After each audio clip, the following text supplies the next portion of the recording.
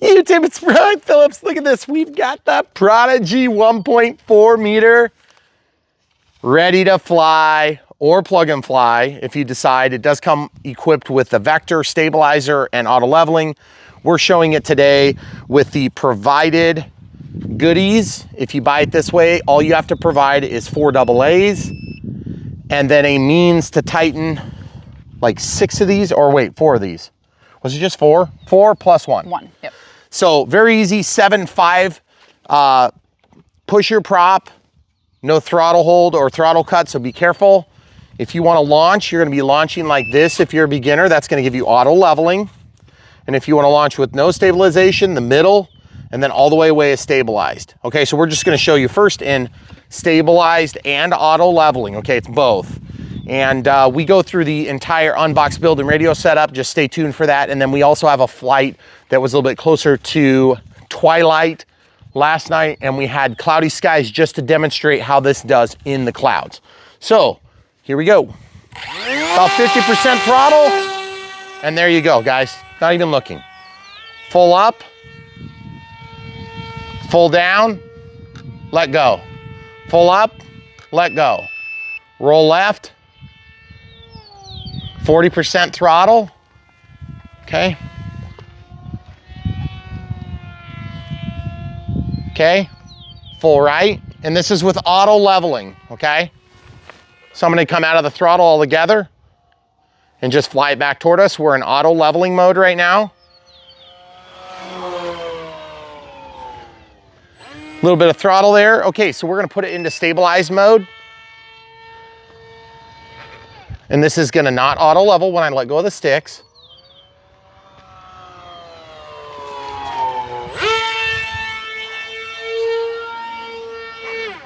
There's a little bit of P factor you do need to keep in mind.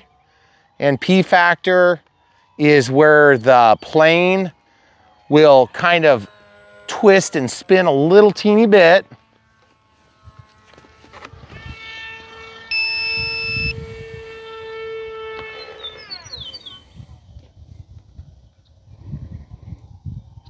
Try to go through this tight squeeze here. About 15% throttle, 20% throttle.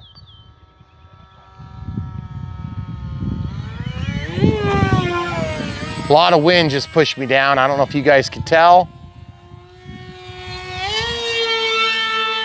Going up and over the sun, and then back down, and then back up, and we'll go to the back lot. So this thing flies super good.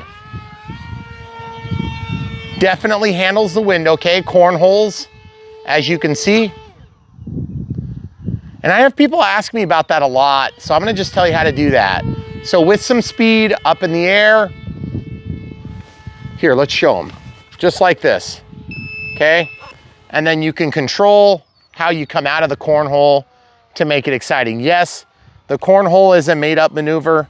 It isn't a real maneuver per se. Man, did you see that draft? Mm-hmm. Goodness gracious. So what we intend to do today, see how zippy it is? A little thermal action there. Thermal and wind action. So today what we're gonna do is we're gonna have, obviously I'll show you what I wanna show you. We'll try to keep track of the time on the first flight.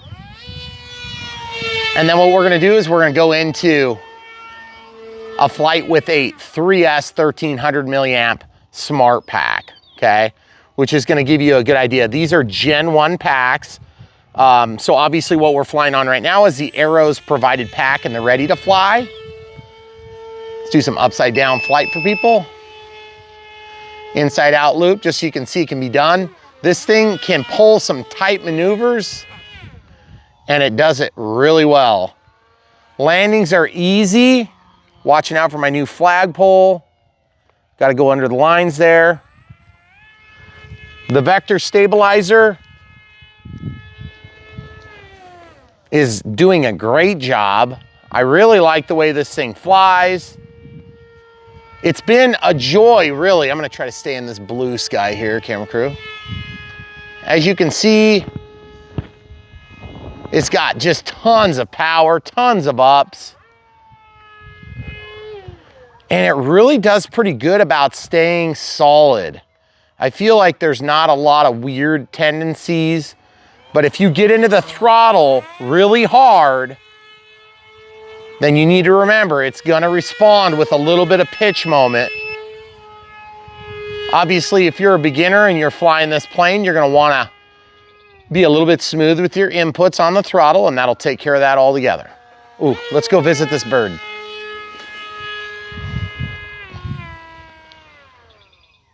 Think he's thermaling maybe, you suppose?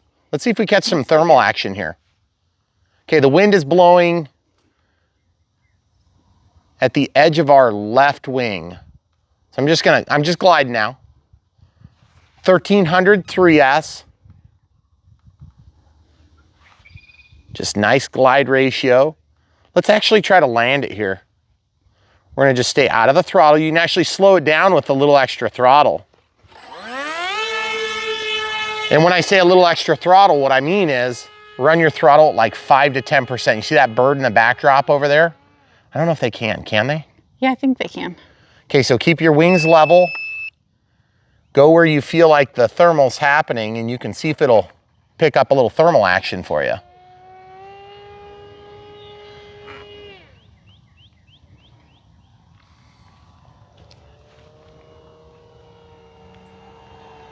Feel like I'm getting a downdraft there every time I do that inside pass. Okay, so we'll just do some barrel rolls here, nice wide ones, and then double back around and do the same. A little bit faster that time. A little bit of rudder was mixed in. You don't have to super coordinate your turns, which is good for a beginner plane. If you have a plane that needs coordinated turns, it's gonna be harder for a beginner.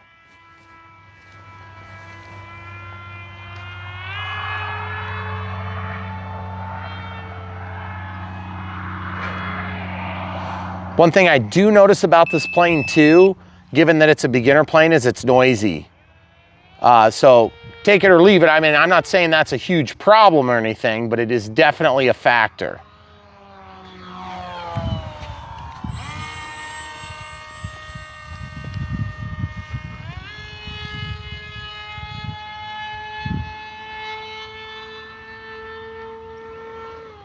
What are we doing for time there, camera crew?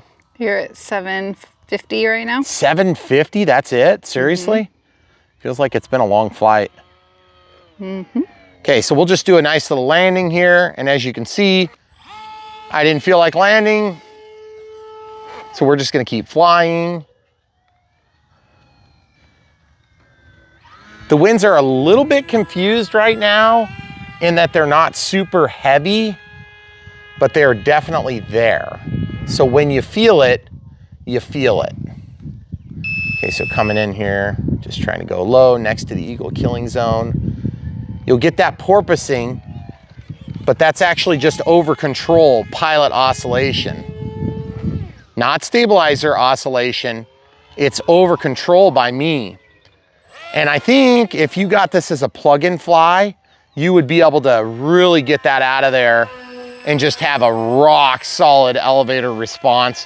You could also run it a little bit more nose heavy, and we are pretty much spot on in the middle of the CG range. Just going through the low point just to show you we can do it through all that rotor from the trees. Rotor, of course, is just turbulent air that comes off the tops and the sides and around the trees. That's the eagle killing zone we just flew over. If you guys are new to BrianPhillipsRC, we have a couple of killing zones. This is the vampire killing zone here that I just flew over. I'll go past it again right hereabouts. We've actually killed a few planes there, but we just, the first killing is what we usually do for the name. And then I hit the haboo into the side of the house right about there on the edge of the building. And then we have a visitor up here. Let's go see if we can visit. See this guy? Look at this, check this out. That's a turkey vulture, it's a big bird. Probably about twice as big as this plane. There's a hawk above you too. Oh, seriously? Yeah. Wow, that's so Up cool. higher. So I wonder if I can catch the same thermal he's riding. If you guys watch birds, you can mimic their movements. I'm probably close to the same altitude. That vulture could destroy this plane. So if you see a vulture and you don't want to be destroyed, don't tempt fate. That is so cool. So we'll just do a little upside down flying here and then shoot the moon a little bit. Where was the hawk? Oh, it's getting pushed. I can't even find it now. I can't even see it now. The blue is kind of killing me. Sorry, coming back to planet Earth. So as you guys can see, the plane does what you want when you want, and we really have enjoyed flying this thing. If you get this as a beginner plane, I think you're gonna be satisfied. I also think that you guys are gonna like it because you can land it without a runway. So let's go ahead and show a landing. I know I talked about it. So I'm gonna give like full rudder and then about 25% ailerons just to slow the plane down. That's called a slip. And then see how much room I needed? It was just hardly anything. Yeah. Okay, so the slip is like this. Full rudder one way or the other, and then you just counter it with opposite aileron. And then you get it to where the plane is consuming energy trying to yaw, and then you counter that with the roll. And then when you come in, you actually lose power. Now, I wanna try to take off from here too. Wind's coming generally from that direction. So the skid, there's 3 skids on the bottom. One is here, big plastic skids, and then a solid nose. So let's see if we can get this thing to go. Now, of course, the wind's kind of slipping from here. I didn't know if this would go. I might have to give it a little bit of help. Let's try that now.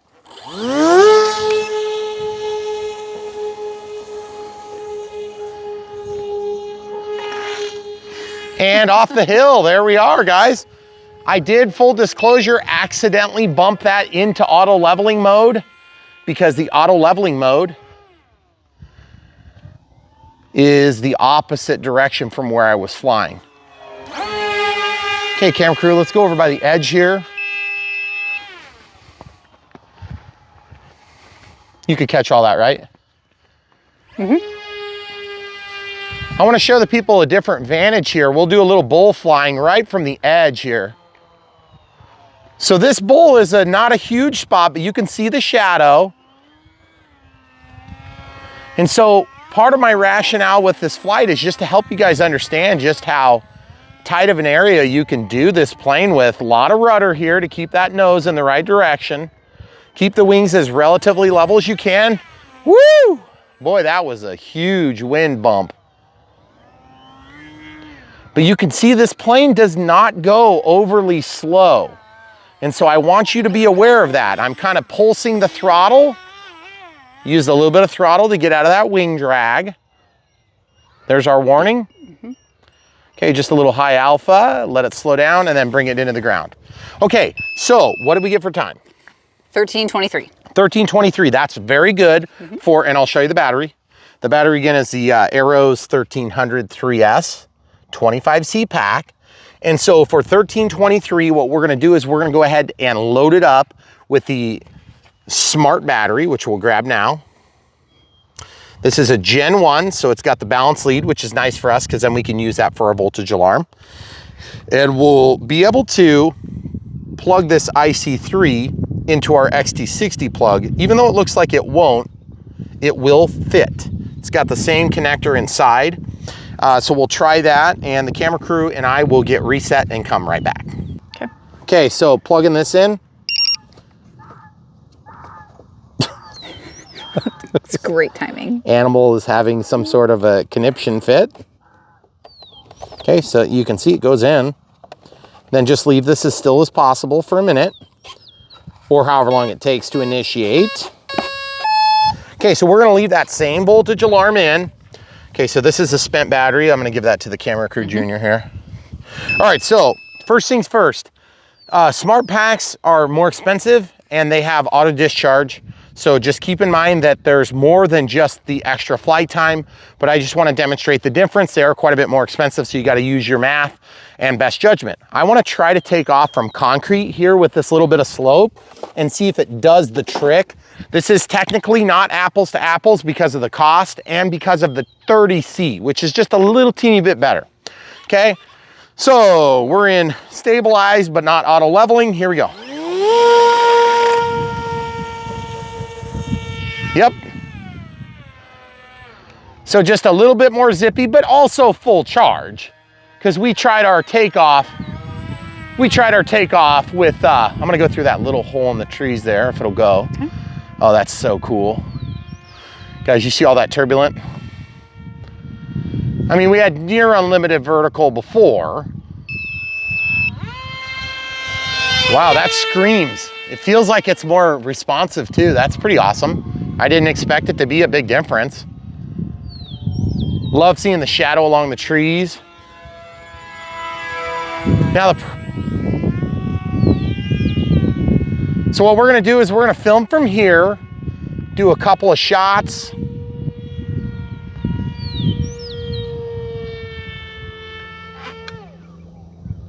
Just listening. We're not gonna cheat. We don't really care which battery performs better. We just want you guys to know what's up. You guys notice the prop is running. You know what we really need to do? We need to turn on braking. But can you even do that on that little ready to fly? Oh yeah. Oh, yeah. Braking is a function of the ESC, not the receiver. Problem is that's not going to be an apples to apples on the battery, so we're just going to have to grin and bear it for this one. We'll try to mimic some of the same flight characteristics. Just going upside down here. Let's go over here, hun. Sorry, bad angle, I know. We're going to go over the top and then into the cloud cover here for some better backdrop. Okay. So guys, I must say this plane is very fun to fly. It's very easy to fly. Is definitely not dead calm out here. I thought it was pretty calm, but it's actually pretty windy. So what we're gonna do is we're gonna go just over the edge of the house, over the edge of the tree line. We're gonna cut down into the bowl, and then we're gonna go around over our junk pile, okay? Okay. Anybody in the country that doesn't have a junk pile, you're not actually in the country. You just pretend to be. Okay, going out the exit.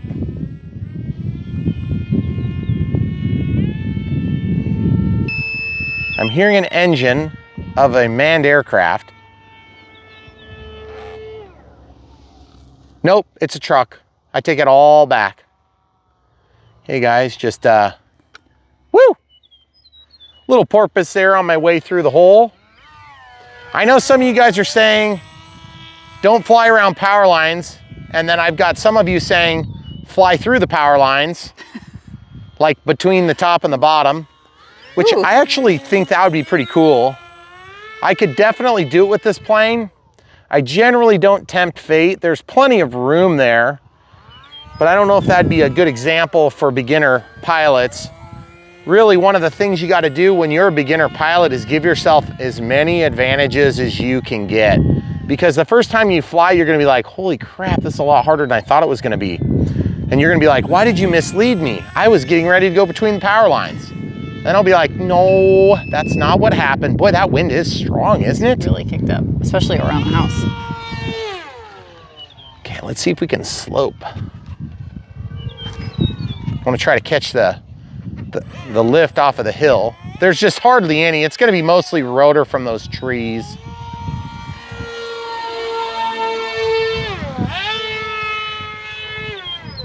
So guys, as a pilot, I'm actually trying to learn this new area too, because we have the new windsock to deal with. And we actually put up 3 of those, and we have a little video that's got to do with our PPG stuff. But look at this angle here, guys. Look at this angle here.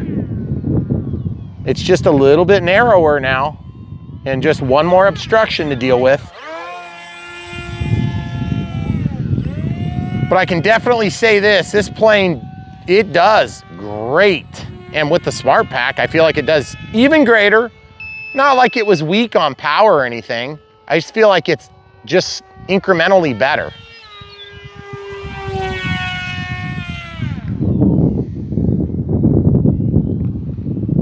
And any advantage you can get in terms of power, performance, without going over the specs, I feel like that's a win-win. Feels almost like I went up to a 4S. That's crazy.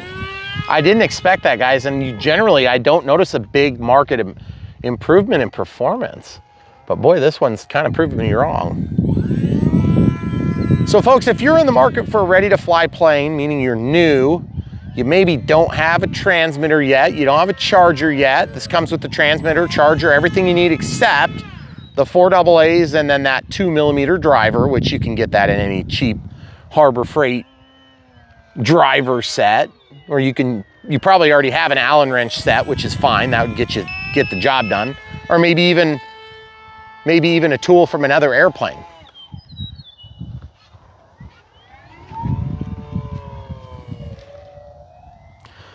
So here pretty soon, we're gonna probably be getting close to our time. What's your time on the video? I think we're about 6 minutes. 6 minutes of flight time? Of flight time. Really? I'm kind of doing the math because we didn't 7. My mathematician in my ear tells me 7. So one of the things we hope to do on this video, after we kind of get done with our initial time comparison, is to give you guys a flight, possibly with my oldest son, and then possibly with the camera crew. Just depends on if she's feeling up to it. Obviously, they're not gonna be flying around our junk pile. They'll just be flying. And then hopefully getting a good landing. Probably give them a little bit of assistance on the launch. Because really, honestly, it's not hard to launch this plane either. One thing I can definitely say is that echo of that scream from the engine, the motor, that could be an issue for some people.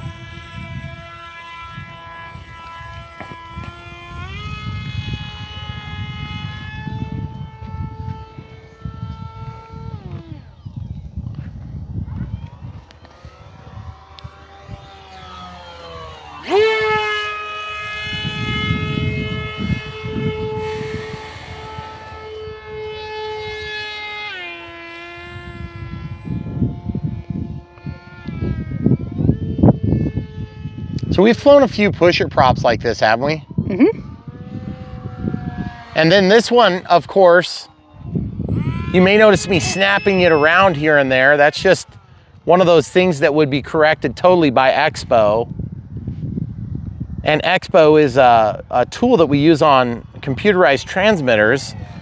It's short for exponential, and what that does is it allows you to program out some softness in the middle of the sticks where the output is a little bit deadened, but only just at the, 5 to 10 to 12 to 15% range. So just right in the middle of the sticks where it's harder to actually actuate and get a good outcome. And it's amazing how much it will change the look of a flight. I think there's a little bit of, exponential maybe built into this vector. But I can definitely tell you this, the stabilization is great, guys. It's very good. I mean, I've dragged the wing on the ground now twice. And by the way, the beep you're hearing is from the transmitter, this AR06 transmitter and receiver combo, which comes in the ready to flies for arrows, has been pretty good. We haven't had major problems with it, but I do feel like the beep is annoying, because you're never gonna know how many beeps have happened. Yeah. And that's gonna be your endless problem. Okay, so let's really load this pack. Let's go ahead and do several big loops and really just be mean to it, okay? Why is this mean to the pack? Because I'm not giving it a break, and this is a good way to destroy your batteries. Just stay full throttle your whole flight and you will probably destroy it in maybe 1 to 2 flights. If you're lucky, you'll get 2. I'm trying to intentionally blow through more power so that we can get you guys a flight time. There's another beep. I'm gonna go till the next beep. I'm gonna go full throttle, okay? Now, I'm not gonna do the exact same maneuvering because that'll get super boring to watch and film. Those wispy clouds are so cool looking. Still full throttle, 100% on the sticks, high-speed pass, and then back up and over. Sorry, camera crew, that was very mean. I didn't quite make it. Waiting for the next beep.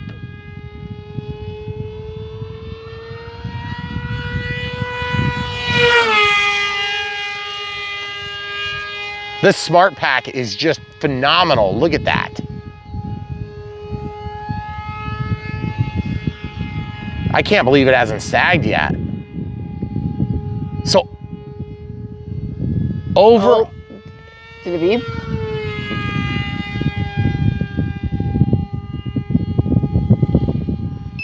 There's our full minute. And yes, we did drag it, but get this, it's gonna come back. I'm so confident. Gliding upside down. Listen, it stopped. That was a like masterful murder of a battery. If you want to kill your battery, that's the way to do it, folks. If you're a new pilot, best thing you can do to destroy batteries, ride them. Ride them hard like that. And I think you're right, about 12 minutes, 13. Okay. There's our warning. Okay, let's go back to our normal standing spot so I can land. You good? All right, so we'll just bring it over here, reserving our power to get over the tree line through the rotor, and then just a little bit of slippage.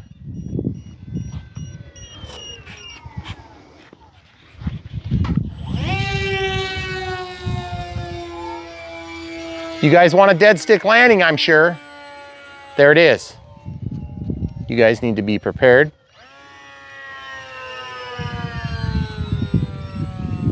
Totally dead. No cheating, guys. You can tell that's totally dead, dead, dead. Okay, what do we got for time? Okay, we're at 27:07, so we're at 14 minutes. Oh, because we paused it. Approximately, yeah, because we switched the battery. And by the way, I was beating that to death. Yes. Okay? So, just to prove it. Yeah. It's all the way up. That thing is dead. You were definitely harder on that battery. Okay, way harder. 3.12. Okay, 9.5. 3.21 on cell 1. 3.17 on cell 2. Cell 3 is 3.13. So we do see a little bit of recovery. Also, I want to take a second to talk about the CG. I feel like we're okay here. We could probably go forward, and we'll talk about the CG in the Unbox build radio setup. But I just feel like it's a fairly easy to load battery, and I've been real happy with these Smart Packs. They're quite a bit more expensive. It's going to be a bigger investment, and yes, you can buy them from Arrows when you're ordering your plane. So just wherever you want to order them is fine with us. We just want you to know that they exist. And let's do the, is it gonna burn my hand? Nope. Look at that, guys. No puffage. That is impressive. Now let's compare the size to the, nope, I need the original one. Okay, so this is the original one that we used. Again, just a little bit longer, a little bit thinner, okay? But it's gonna basically fit in the same spot. Difference is this will auto discharge and it's more expensive. This is also qualified as a 30C pack, and this is qualified as a 25C pack. That means that this is less punchy power. It's gonna discharge slightly slower, okay? It's gonna be an appreciable difference. Well, hardly appreciable difference is a better way of putting it. So the extra 5C is really nothing, okay? Let's get right down to it. Now, if this was a 50C pack or a 100C pack, this would be better than this. If this was a 100C pack, it'd be a lot better than this. So just, if you guys are new to the hobby, we talk a lot about batteries, and if you have questions, you can leave them in the comments below. We'll try to help you. 1300 is the size of each of the individual of the 3 cells that are in series. So that's considered the capacity of the pack. So that's like how much you have in there. And then the voltage is how much voltage you have because of the series of cells that are 4.2 volts when they're charged. Okay, so that gives you your 12 point whatever volts. Same thing here. They qualify these as an 11.1. I don't know why they picked that median point in the voltage range. This one is warmer than this one. Obviously, this has had a chance to cool down. When we pulled it out, it was pretty much cool to the touch. This one's warm, but we were way mean to it. Also, if you get a smart pack and you get the Gen 2, they won't have this balance lead, so you won't be able to use an adapter like our voltage alarm down there on the ground. And there is a little chip that goes inside of here, and it does the discharging and all that stuff. So next up, what we're gonna do is we are gonna go ahead and get this thing put together and try a little bit more flying. But I just wanna take a second and just remind you guys, if you wanna help support Brian Phillips RC, easiest way you can do that is obviously watching the videos, liking and subscribing. But if you wanna help us financially, we have PayPal and Patreon down below. But we think by far the most equitable way is just buy the planes that you love from the links in the video description below. We also have BrianPhillipsRC.com, which is just gonna give you a more organized way to find all the videos by playlist and by plane. And what we're gonna try to do is over time, it's just obviously a work in progress and we're trying to keep up, but it is very hard when you have so many videos because we wanna help you guys to organize your thoughts when you have RC budget ready to spend. We're gonna be here to help you make a good decision because we know that, you know, when you have $300 or $400 or $500 burning a hole in your pocket, you're gonna be like, oh, I want that. And you're like, wait, hold on, think about this. What can I get for that money? What do I really want? And so what we can do is we'll help show you what it's all about. And you can sit here and watch 4 or 5 videos and actually make a decision. We start with the Unbox build and radio setup, which includes the Maiden flight at the beginning of the video for almost every plane we've done in the last couple of years. And then we do that consistently so that you can make a very apples to apples judgment call. It's me flying 99.9% of the time, and it's flying from this area. So you have a lot of the parameters have been the same between each plane. So that gives you a great idea. We have about 220 feet of runway from where this hits to the turn on the runway, which actually goes down a little teeny bit. Way down here. Yeah, so like at the edge. So if you were to measure from the center of the driveway to the center of the driveway there, that's 220 feet. This road is 1,220 feet to the bend. When we have bigger or faster jets that go like over 100 miles an hour, we usually try to do that. And we have a very slow road, just so you guys know. There's a cemetery up here. That's the only reason this road is paved. So if you're coming to visit, you might be coming because somebody died. So anyway, that would be kind of depressing, but we only have 2 families that live on this road and then the rest of them are dead. Well, that's not true. There's more, but there's another way from the other side too. And it's like it's a through total. street. Yeah, so it's like 4 families.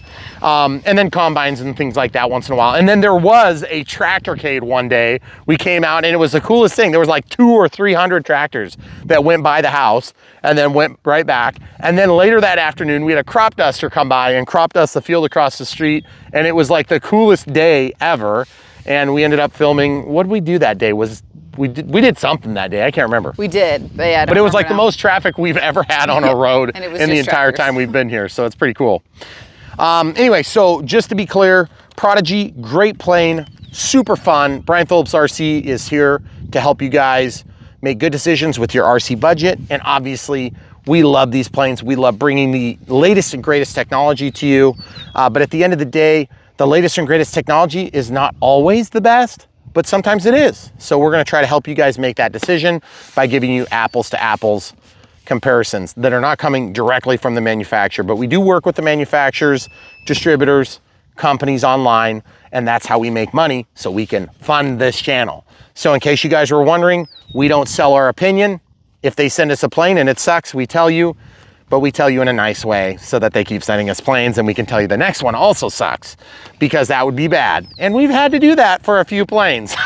And believe me, it's not a very fun conversation, but at the end of the day, we work with companies that are big enough to understand that once in a while, the Chinese are gonna do a bad job. So here we are, Prodigy, awesome plane, really good beginner option, easy to fix. You break the tail in half, you take one screw out, you order a replacement tail, you put it in, you're done. Very, very simple.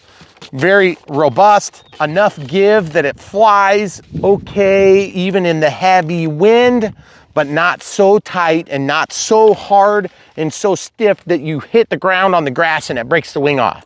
Because I demonstrated multiple times here, and in the second flight video that well, this is technically our second flight today, but we will have had 3 flights. We had about like 4 minutes of flight time before the sunset last night. So we'll throw that maybe at the end of this video. But I do actually crash in that. So, I mean, it was mostly, I was trying to get the camera crew to move and I hit the ground. So no big deal, no damage. Obviously you can't even tell. Nope. I mean, this is the worst damage we've got. And I did that because I ran it all the way up and down the driveway. So we milled it. Anyway, guys, thanks for watching. Stay tuned, so much more to come here on BrianPhillipsRC. We appreciate you. YouTube, it's Brian Phillips still, and Andrew, our oldest. So he's gonna fly this a little bit under close adult supervision, and we're gonna use this ready to fly remote. And how long have you been flying? 2 years. Yeah, and you've flown the Habu. Yep. You've flown a bunch of little 400mm warbirds. Yep. You've flown the Apprentice. Yep. You've flown the Carbon Z Cub, which is pretty cool. That's probably the biggest and most expensive plane you've flown. Definitely. And then what Aero else? Scout is kind of his primary. Yeah, the go-to. Go-to. Yep. And then also the Carbon Cub 1.3. So the Carbon Z Cub, of course, is probably the biggest plane. But just in terms of skills, so you guys have an idea of what Andrew can do, that's what, and then of course you play with the simulator a lot too. So because when the weather's terrible, that's a cool thing for kids to be able to do, and adults alike. So with that, I'm gonna give you the reins.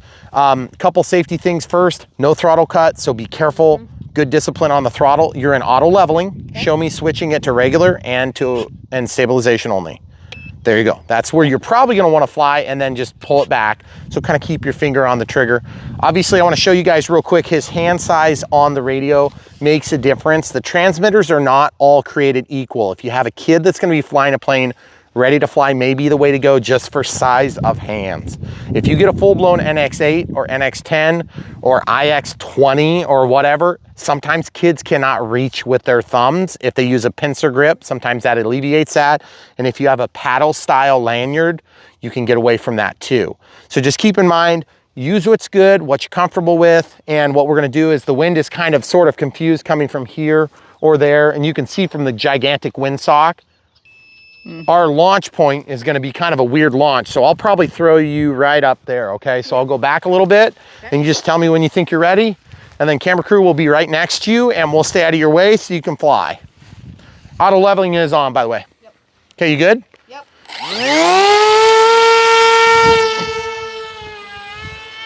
Get a little bit of altitude.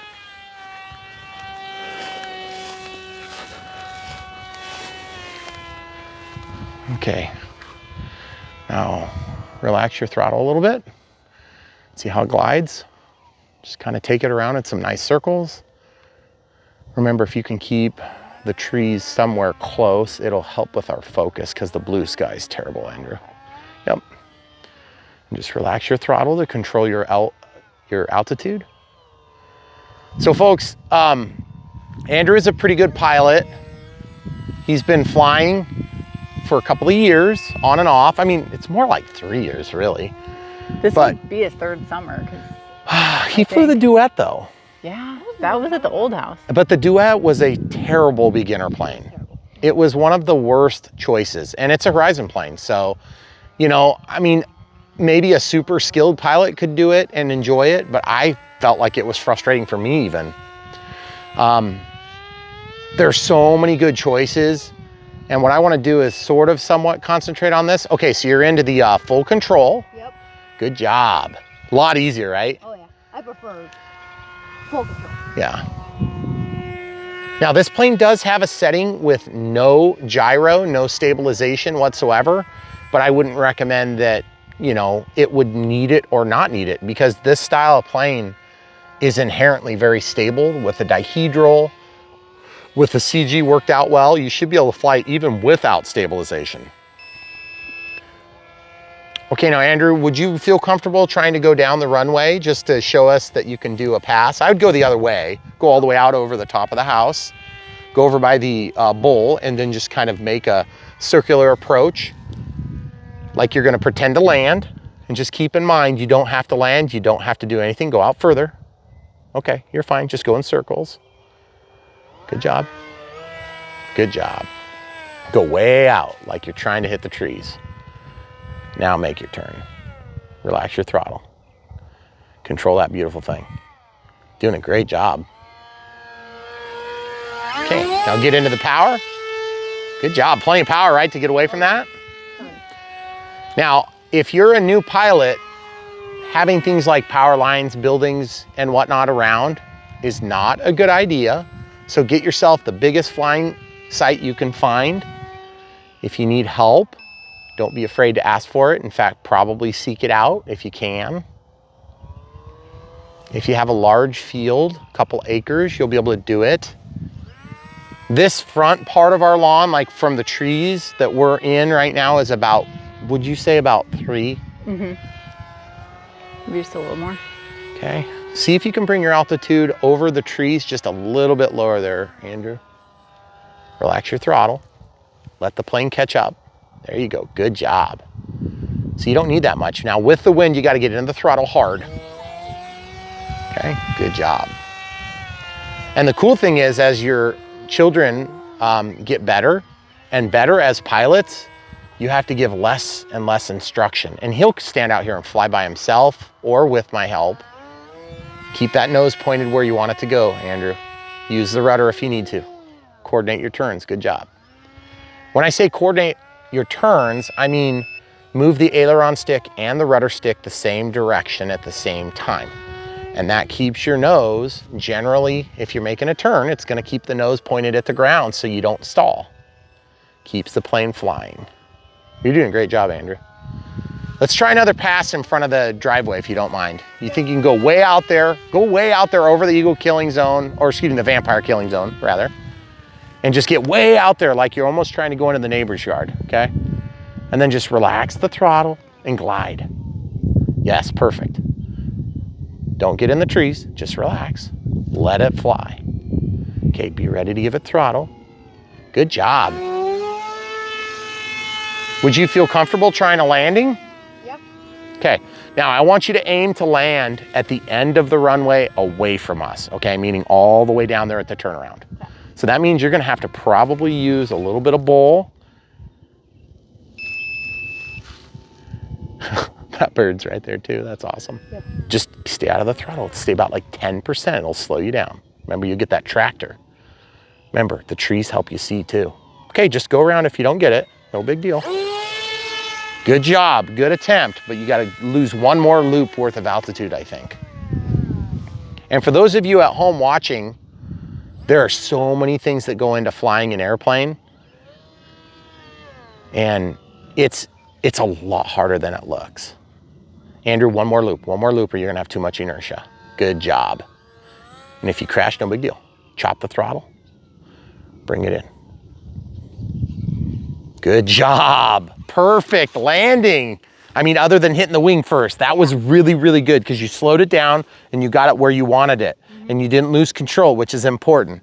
I'd rather have a plane touch the wings than, you know, work so hard to drag it out. Now, this was a kind of a rough spot, so we could have done maybe a little bit of a touchdown over there. You wanna try again? Yeah. Okay, so I think we're gonna, with the wind going this way, you'd wanna launch into it. Ugh. But what we're gonna do is we're gonna launch contrary to the normal, and you're just gonna go a little heavier on throttle, okay? Just to show you it's got power. Ready? Okay, now we launched that out of auto leveling, obviously. And I've told a lot of you guys that are beginner pilots in the comments over the years, when you're flying, let's go back 10 steps. Good job, Andrew. Just work it out. Stay at a safe height. Okay, good job. Now, the new pilots, I tell them, as soon as you can get out of safe and fly comfortably, you're gonna open up the window to so many more planes and aircraft that you wanna fly. So work on it, but you can put safe in just about anything right now. Safe for auto leveling. So now, are you going straight into a landing approach? No. Okay, cool. I think I didn't get all the dirt off the front because it's like dark on the nose now. Yeah, I think. So Andrew, do me a favor. I want you to go way out over the tree line where the creek converges over there, and just go right over the top of the tree line and kind of take a vector over the vampire killing zone, okay? Like point toward the vampire killing zone and just follow that trajectory and just see how long it glides for you, and then come down the runway with just the glide power. Cover your throttle so you got it when you need it. See how much juice you have? Yep. You got to really actively pursue slowing this plane down because it will carry forever. So you want to try a slip? I've done slips before. Why don't you try it? Just try it at altitude so you'll stay about 20 to 30 feet off the ground. And then you can just see if you get it slowed down, land it. Okay? It's okay. Just go around from there. Chop your throttle a little bit. Remember, you want to minimize your throttle. You don't want to add speed. Trying to trade it. Okay, so I think you're going the backward with your slip. Yeah. Yep. So maybe your turns are really tight. You're going to end up stalling if you're not careful. Good job. You were so close. You probably could have taken it, but you would have had to force it in the ground. Yeah. You're doing a good job. Get out there farther. Get out there. You got to keep going.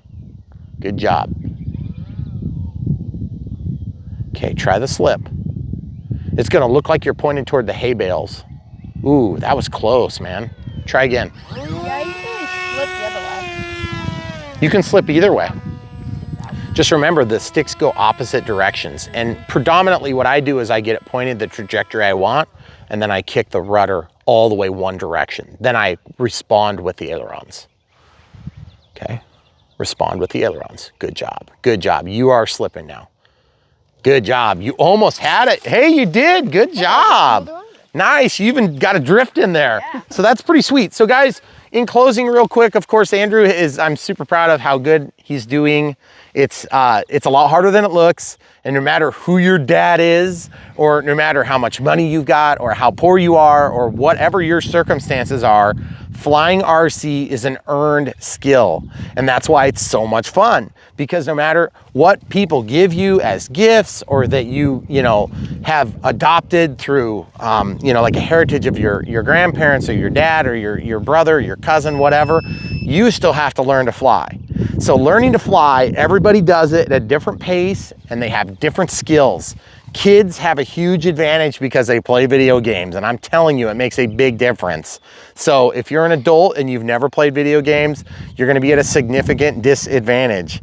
And so you just need to remember, flying is so fun. It's more, it's a wholesome, family-friendly thing that you can do. It's also not easy, and it's not super cheap, but it's getting a lot cheaper. This plane is sub 200 bucks out the door flying, which is incredible because inflation is bad right now. So if you are struggling to pay for your basic meal and you still need to fly, which I understand, this plane may be on your ticket, because I'm telling you, it is one of the most inexpensive planes you can get right now. It comes with everything but 4 AA's, which, by the way, the AA's we get are practically free. They actually pay you to take them. They're so bad. Almost. So yeah, what is it, like $7 for like 4,000? I don't know. They bring them on a flatbed truck and they just push them off the edge and they hit the ground and you got to throw half them away. Yep. No, we get the cheapest AA's you could get. So this thing is great, super fun, long flight time, easy to fly. Did you feel like the sponginess in the middle of the elevator? Did you feel that at all? A little bit. Okay, so, and it's challenging to overcome that, but you were able to overcome it, okay? Now, in the auto leveling, did you feel like the auto leveling was good for correcting when you let go of the sticks? Did you feel like it was doing okay with the wind? It was pretty quick, and it was doing good with the wind, too. Yep, yeah, I felt like it did a good job with the wind. And the wind is, what's going on today is you have 2 or 3 different major types of wind. You have no wind, which is the best type of wind. Then you have super laminar wind, where it's just going down the runway, down the runway, down the runway, or something like that. And then you have crazy wind. And right now, even though it's low wind, it's kind of crazy because you'll have no wind and then all of a sudden you have 12 miles an hour wind. So with that being said, I think it's time. Do you want to try? I feel like it's fast for me. It is fast. I don't even think you're going to land this one, but do you want to just like fly it in the air? Maybe. Okay. Can we try it off camera first? I think that's cheating. I think that's cheating if we try it off camera. Way to fly. Well, what we're gonna do is, like, we can launch it, we'll get it in the air, and then you'll just fly it a little bit, and then probably, you know, maybe you can try to, you know, just like kind of not fly away with it. What do you think of that? Okay. Gross. The tip was still dirty. It's been a long time since I've flown. The camera crew is very concerned about this. Okay, so here's what we're gonna do. I'll show that I can hand launch it by myself too this time. I think, did I do that on the first video? I don't remember. You did. Okay, so I'm gonna go into regular stabilization. I don't even think you had the stabilizer on. No, I was in the middle one. Oh, You had the stabilizer off. Hey, I want to be an auto leveling. Okay. Oh, goodness gracious. So I'm just gonna bring it up to a higher altitude. We call this a few mistakes high. And a few mistakes high is where you put trainees. Okay, so here we go. So here's what I would like to do. Here's auto leveling. Okay, so as you can see, with no input, the plane flies. Okay, nothing. I'm just like have the throttle cut off, or I have the throttle shut off. Okay, so all you have to do is just kind of tell it what direction to go. So if you go in a circle, then you can just go in a circle, right? Or Okay. Yeah, I can go in a circle. She's getting cringy. She's getting cringy and nervous. So what I'm gonna do is I'm gonna get even higher, like, she's hoping that the alarm will go off anytime. It's probably going to, actually. Okay, so we're way up there. I have just a little bit of throttle dialed in, so it's easy transition. Okay, I'm switching with the camera crew. Whoa, look at this, guys. Incredible. Okay, turn. Yes, yes. We have an amazing view of the speck. But look, she's actually flying. No cheating here. We never cheat. I don't know who would cheat, but some people evidently do. I don't know why you would cheat. Yeah, who cares? Okay, so the cam crew is actually commanding and controlling. Just so you can see, it's amazing. You may notice a marked dequalification of camera work. That would be because I'm filming. I don't know how my camera crew does this. You're doing a great job though, hun. Keep it up. Watch this, guys. I'm gonna zoom. Whoa. Good luck. Whoa, yeah, that's hard. Okay, so I'm gonna zoom out. Okay, so just remember, do me a favor, don't get so far away I can't find it. Okay. Okay, you're doing great though. See, actually flying. There's my son, Andrew. Andrew can always take it too if. Yeah. In fact, you guys want to practice a handoff because I think this is mostly like you keep flying. Yeah. I'm just gonna film the look on your whoa. face like that. Thanks. I'm scared. I'm scared. Andrew and I have done handoff before because he flies with the Aero Scout with me. Yeah. See, and it's just cool because when you get better and better, go up, pull up on the stick. There you go. Good job. I didn't want you to get too close to the power lines. That was good. Your altitude management was a little bit poor on that pass. I'm sorry. But see, Well, I'm trying to not be like a million miles away. Yeah, but you don't need any throttle if you're going downhill.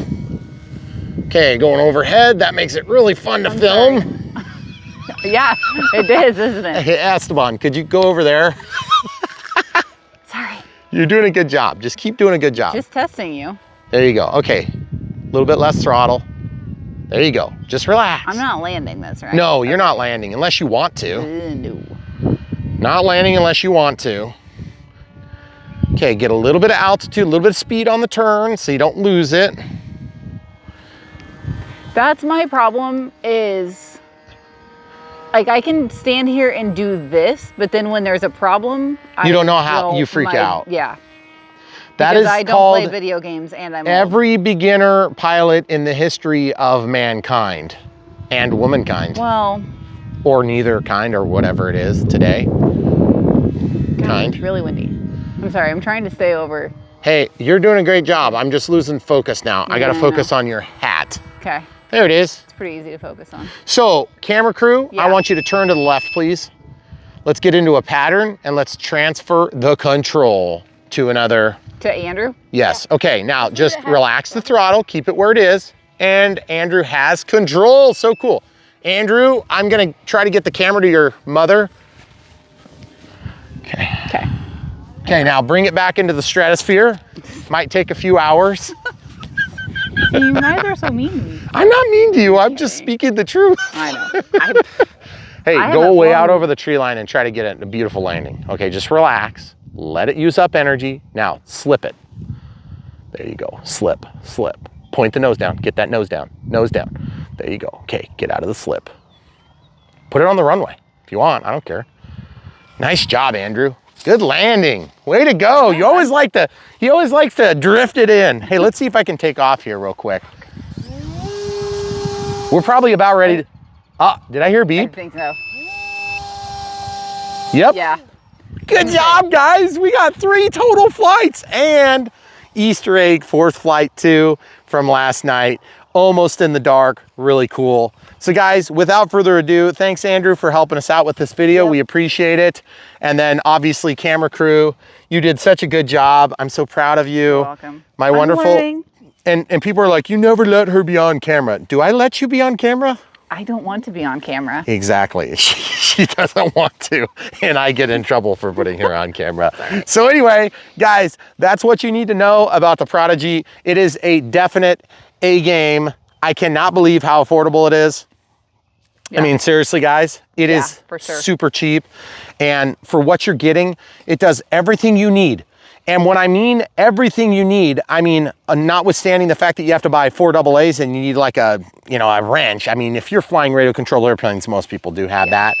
Also, I used a pair of forceps in my build. It just helped make it a little easier, but you could do it with a wire or some, like a hanger that you unfold just to pass the wires. There's kind of a long channel you have to go through. And if I can fly it, it's a true beginner plane. Like, Yep. Well, you didn't launch it, to be fair. That's true. But in the right environment with more room and a little bit less stress and doing it on camera, by the way, if you guys didn't already know this, doing it on camera is harder than doing it not on camera. And even for just like small little details, it adds a level of pressure that's just weird. Like I'll come out here and fly a million flights and never have a problem. And then I go on camera and I immediately have problems. So it's just the way it goes, Off camera, don't run into the house. On camera, do run into the house. Off camera, miss the power lines. On camera, hit the transformer. And it's I've never hit the transformer, by the way. That'd be cool, though. To learn something on camera. To learn on camera is hard too. Yes, So, it is. but I'm learning. I'm trying. I would like to be able to do it and be able to fly with you guys more. You did a great job. I'm just scared. I'm proud of you.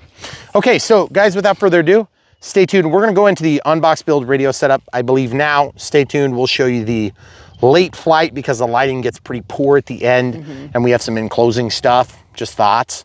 But otherwise, I think the Prodigy is definitely a thumbs up. It is a good plane. We'll have it in our beginner list. We kind of have this like template answer we give to people that ask questions like, what do I wanna start with? There's probably 7 or 8 really good choices. And then there's probably like 100 other good choices. So when we say the beginner list, we just mean the list of planes that have been established to be good for beginner pilots. That's not to take anything away from other choices that are on the market, but at the end of the day, you come to BrianPhillipsRC so that you can learn what our opinion is and then put your own spin on it. We're not trying to make your mind up for you. We know you guys are capable of doing all that yourself, but you can use the information you glean from our videos and our experience, and you can apply that to your own experience and say, you know what, Brian is a little bit better pilot than me, so I think this is maybe too hard for me. Or Brian's a little bit worse pilot than me, so I think I could handle that better because I'll get a better landing approach, or I can flare it, or I can do high alpha better, or I have a longer runway, or a wider runway, or whatever it is. So at the end of the day, we just do this as information for you guys to use to make good decisions and also help prevent one and dones and get you guys out of the Stone Age and back flying again that are still sitting on, SIG eaglets with 72 megahertz crystals, which by the way, there's nothing wrong with that. I'm just saying it might be illegal to fly it technically. So you might be a good step up. Might be a good, well, you don't have to start with this either. I mean, you can make your eaglet current technology too, which is pretty cool, and you could totally do that. So anyway, just speaking to all the different subsects of people that haven't started flying, the people that want to start flying and haven't for one reason or another, the people that used to fly, and then the people that quit flying because they had had a bad experience. It doesn't matter what your excuse is, get flying now. This thing removes the excuse. The Prodigy by Arrows. Check it out. Stay tuned. So much more to come. Buy from the links in the video description below. BrianPhillipsRC will give you a guide to all the footage that we have. We have so many videos, it's hard to explain, like 1,600 plus videos. Also, thanks to our Patreons, we appreciate you. It gives us a nice kick in the pants to get out there and do more footage when we see that money coming in. And it is very helpful to the family budget. Of course, granted, every little bit helps. So if you've got a $1 a month gift and you want to support us with that, that's fine. We take anything, just like Shaquille O'Neal. Wait, hold on. And then also we have PayPal if you can't stomach the idea of many, many, many dollars going to fee structures for other companies similar to YouTube, but not YouTube. And we get that, because we're probably with you more than you think. And so we put that link there just in case you weren't sure. If you do anything other than friends and family, the fee structure is pretty high on PayPal too. Yeah. So just be aware, it's whatever you guys decide to do is totally cool, but we still think the absolute best way to help support us is to get us commission for selling these planes. And by the way, we don't care if you buy that one or another one. We're gonna be filming some F-86 footage here in a little bit, and it's gonna be glorious, and I can't wait to do it. It's gonna be super exciting. And yes, I love flying this, and I'll be flying the F-86 soon. And guess what? After that, I'm gonna be flying a P-51 on 6S, and hopefully there'll be flames flying. It's gonna be super exciting. And yes, I enjoy every single one of them for different reasons. So there's nothing that says if you're an experienced, skilled pilot that you can't enjoy a beginner plane. It's just totally true. And we have a lot of beginner planes. But if you don't like this and you wanna buy a Carbon Z Cub, have at it. We got the links in the video description below. So stay tuned. So much more to come. YouTube, it's Brian Phillips. Prodigy 1.4, ready to fly. Comes with everything you need except for AA's for the back and a small driver that's 2 millimeters in size. And this thing has auto leveling, stabilization, or none. There's 3 different modes right here. Throttle is on the right. And be careful, because there is no throttle cut on these AR-06s. This comes ready to fly, and we're flying on 1300 3S, so we're gonna try this right now with full auto leveling, and we're just gonna show you how cool this is. Dead calm for once. Look at that. And then throttle. Look at this, guys. Let go of the stick, and that's auto leveling. See it? Just incredible. We've had nothing but terrible weather, as you can see, just kind of flying by. The beeps you're hearing are coming from the transmitter. Man, super easy to fly. Good bank angles too. The limits are very wide. And forgiving airframe, obviously. There's several different points to protect the foam. The nose has got a plastic tip cover. And then there's also a belly guard and a tail guard. Okay, so we're gonna go ahead and get a little bit of altitude and switch into just stabilization. And then we can go upside down, we can go inside out, you can do whatever you want at that point.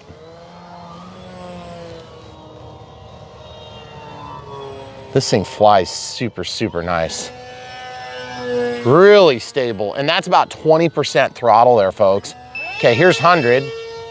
It's a screamer. We've seen that before from these these pusher prop style airplanes.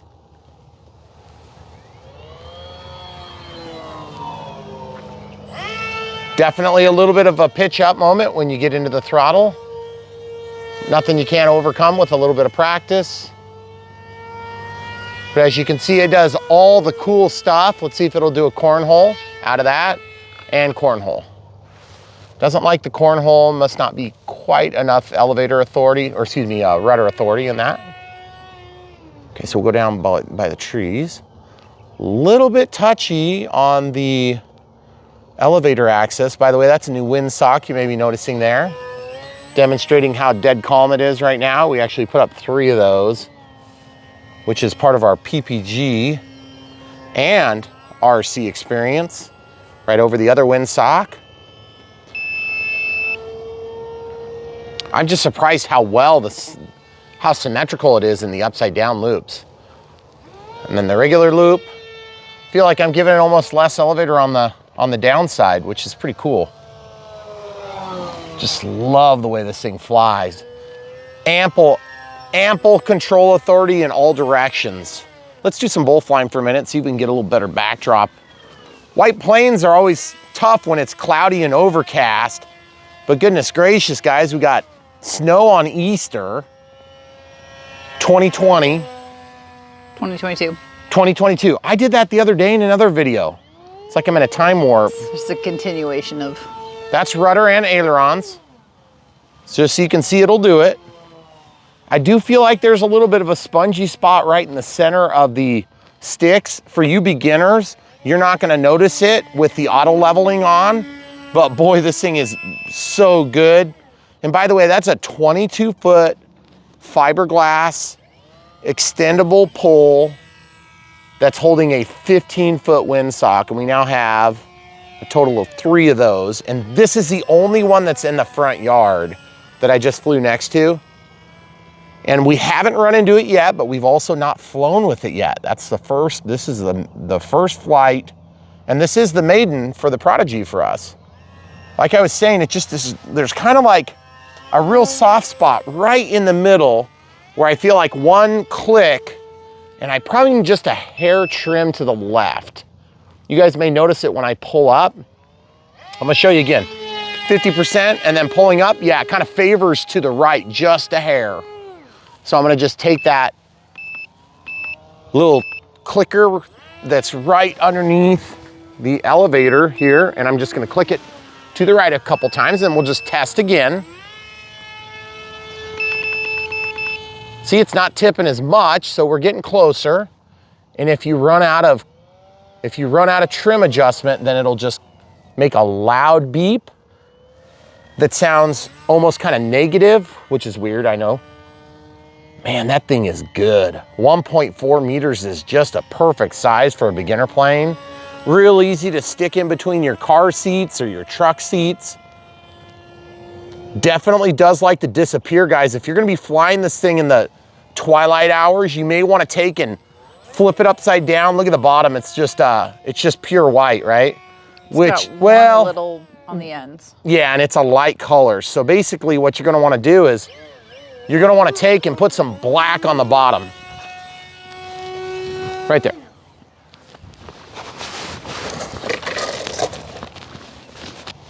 As you can see, I had an unscheduled landing there. I just want to show you what kind of damage to expect from something like that. Nothing, which is so cool. And then remember earlier, I bumped into the ground here and here, and the canopy popped off. You can also kind of see where my battery is. I feel like you could go way more nose heavy on this plane, and it would help on that stability with the elevator, because I feel like you got tons of elevator authority. Now I want to also warn you again, no throttle cut means you could potentially get your hand in that prop at a bad time. I want to show you a different launching technique. Okay, I'm going to be out of safe or auto leveling. Where do you go over there. So what I'm going to do is I'm going to get throttle going, and I'm going to rock it. Remember, I'm far away from the prop.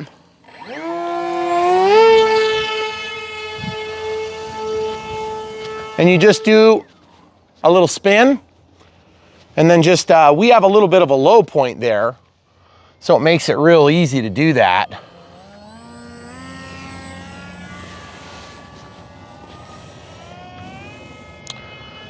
You guys couldn't see, I was trying to get my camera crew to move, and she wasn't understanding what I was doing, so I ended up biting it. You guys see that little nose down tendency? That's what you gotta watch for.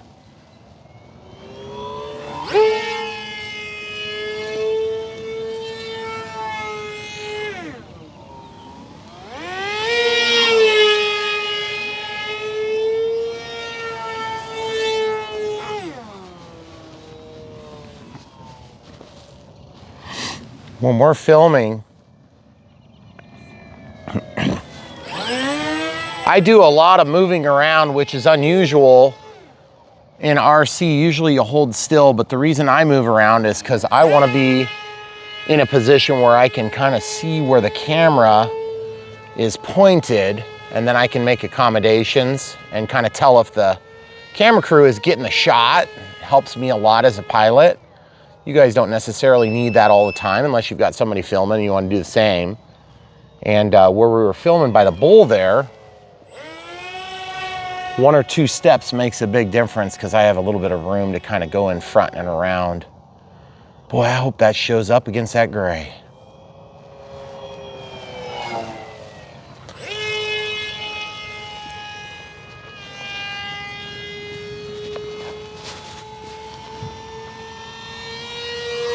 Full speed pass.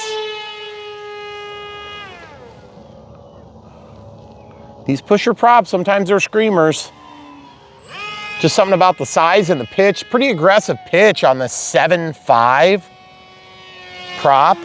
About 50% throttle there. Really liking flying it fast, actually. Okay, let's try a stall turn. You won't be able to see it as good, but oh yeah. Didn't like the stall turn too much, and you get a little airflow over the rudder. Now, I just want to show you guys what I'm talking about there. You see how that can disappear from you?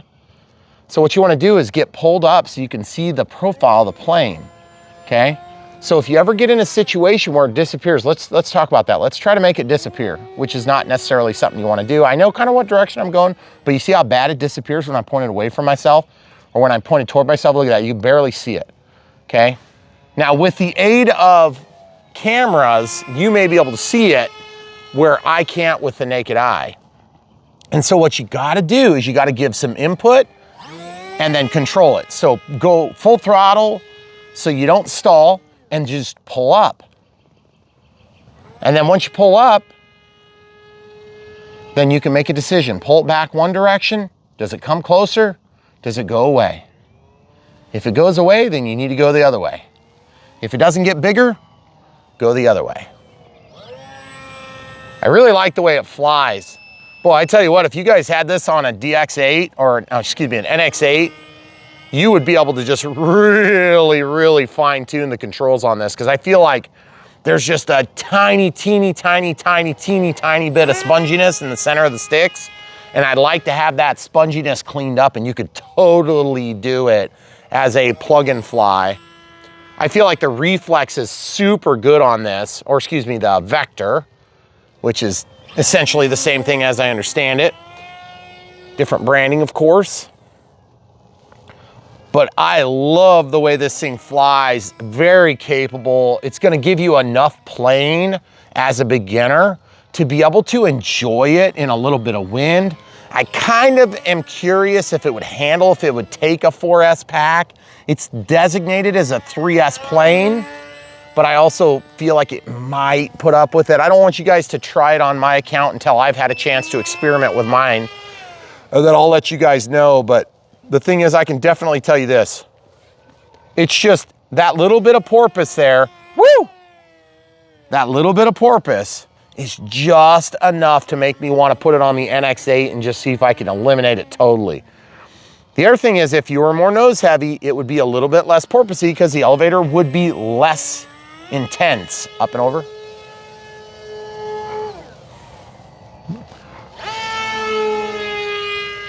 Now, we've been flying for a long time too, and we've had just horrible weather, and we had this reprieve tonight.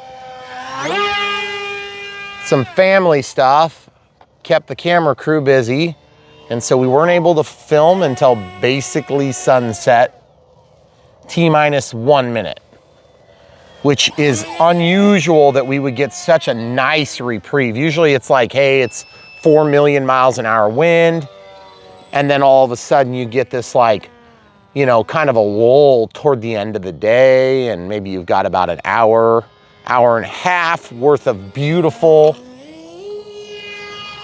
touch and go. But we just didn't get that today. I mean, it literally was crappy until the last 20, 30 minutes. And by then it was kind of an unrecoverable decision. I'm getting some weird ghosting I don't know if it's just the gray sky, night. but if people are noticing that, I apologize. It might not show up on the actual video. Oh, I bet it will. Yep, that's just what happens with MPEG files. When you've got all that nighttime light compensation, we're probably gonna have pretty poor quality on this film. So I don't know, this might end up being the second video or whatever. And obviously you've seen a couple of unscheduled landings. Let's try a couple of landings here. The wind is pretty much dead on both directions, but I just wanna go somewhere where you're gonna be able to see. So let's go over about 10 steps toward the bowl, and then we'll just try landing it at our feet. If we can get it right, that'd be cool. Okay. Okay, out of the throttle, just kind of pulling back. Can we go back towards the house? Okay, so what I'm gonna do is I'm just kind of trying to bleed off a little bit of inertia with some ailerons and rudder, and then we'll just touch it down. Now, I wanna show you something. When you bring down a plane that's got a belly land configuration, this is obviously designed to belly land, there's no landing gear. One thing you can do is you can drag a wing, but most of the planes are they're not gonna tolerate that. You'll wanna brake, and they'll have something at the wing root that will break. This thing is really strong there. So I don't think it's gonna be a problem. In fact, watch this. I may taxi it across and then take off from the runway if it works well. Elevator's still working. Ooh, we might be getting, there's our warning. That's why it didn't go. I wanna see though, just for kicks, if I can get this thing to start sliding. I might give it a little bit of help just because the battery's low, but the driveway's wet today, something we normally wouldn't have for an maiden flight.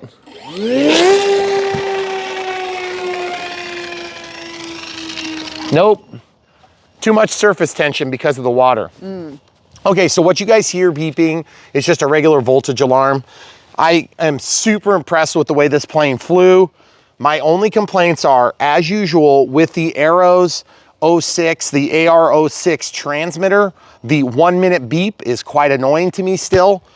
It's enough annoying, and obviously we got beeping now from the battery, but that's gonna stop after a minute if it relaxes. The pack will go back over voltage and then stop beeping. I have it set to 3.3 volts. Do you know about how long that video was? We're at 1540 right now.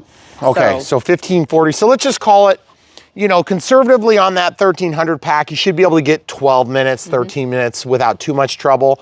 I was going pretty hard on it. Let's go by the lights. But the thing is,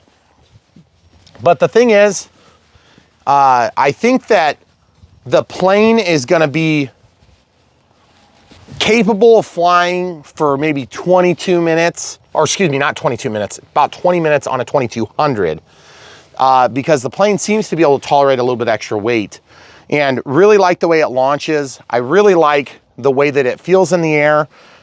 There's just a little bit of a kind of a squishy spot in the middle that I feel like they must have a little bit of expo worked out in that. And I would like to see the expo softened in a different way. So that would make for a big improvement. So what we're gonna do is we're gonna run out there and we'll come right back. Okay, so guys, be super careful when you handle the plane because of the throttle cut. Okay, so it looks like cell 2 went to 3.28, 3.25. So I mean, it's right there, 3.31 on cell 3. So the alarm worked its magic. This Arrows 1300 3S pack 25C was just fine, and we would like to get it in with a smart pack as well, just to see what kind of time differences we get. But to be honest with you, when you fly in certain conditions, I feel like there's enough of a deviation in flight performance from one flight to the next if it happens to be super calm. And by the way, I'm gonna unplug this because goodness gracious, these geese out here are just like having a heart attack or something. I don't know if you guys can hear. You see those two geese? Yeah. They're just being obnoxious. Okay, so I'm gonna shut that off because I hate listening to the beep. Okay, see where I've got this strapped? I mean, it's right there, guys. I mean, how often do we get a battery that actually goes in where you expect it? And then the CG just was spot on, 70 to 80. I felt like you had plenty of elevator, but I also agree that you could probably, with my commentary about going more nose heavy, you could probably push this forward a little bit, and that would help a little bit, I think, with the throttle making it lift. Although there was some times when I felt like with throttle, it pushed down a little bit. So I don't know. We've had that before with some of these pusher prop style planes. And so I don't want to tell you something I can't test, and I haven't tested it yet. But I would say my initial thoughts, and I'm kind of assuming since it got dark on us, like really dark, this will end up being like at the end of the video or whatever. So if you guys, hopefully the day flight was even better. I mean, I felt like that was an amazing Maiden. Hardly any trim. There was a little bit of trim on the rudder. And so if you guys couldn't tell from the video, we were just doing this like click, click, click, or click, click, click. That's what I'm talking about with trim. If you're new to flying radio controlled airplanes, that's how you do that. Now, the only one that you really don't use would be the throttle trim, because the throttle trim, sometimes on a plane, if you get one that doesn't want to initiate, you'll have to trim down so that it will start. Because there is a safety feature built in where it won't arm the motor until you have actually brought the throttle what is perceived to be 0% or all the way down. It's actually negative 100% in pulse width modulation compared to plus 100%. And that's the way the Spectrum stuff looks. But anyway, at the end of the day, super good plane. Really happy with this. I mean, as a beginner plane, amazing fit. Comes with the charger, comes with the battery. Does not come with the 4 AA's for the transmitter. They're in the back of the transmitter. No big deal. I mean, who doesn't have 4 AA's laying around? I would be surprised if you don't. If you're into this hobby, you're gonna have AA's all over the place, or take them out of your parents' remote. Just kidding. Okay, so also you saw that I bit it a couple of times. No play in the wings, none whatsoever.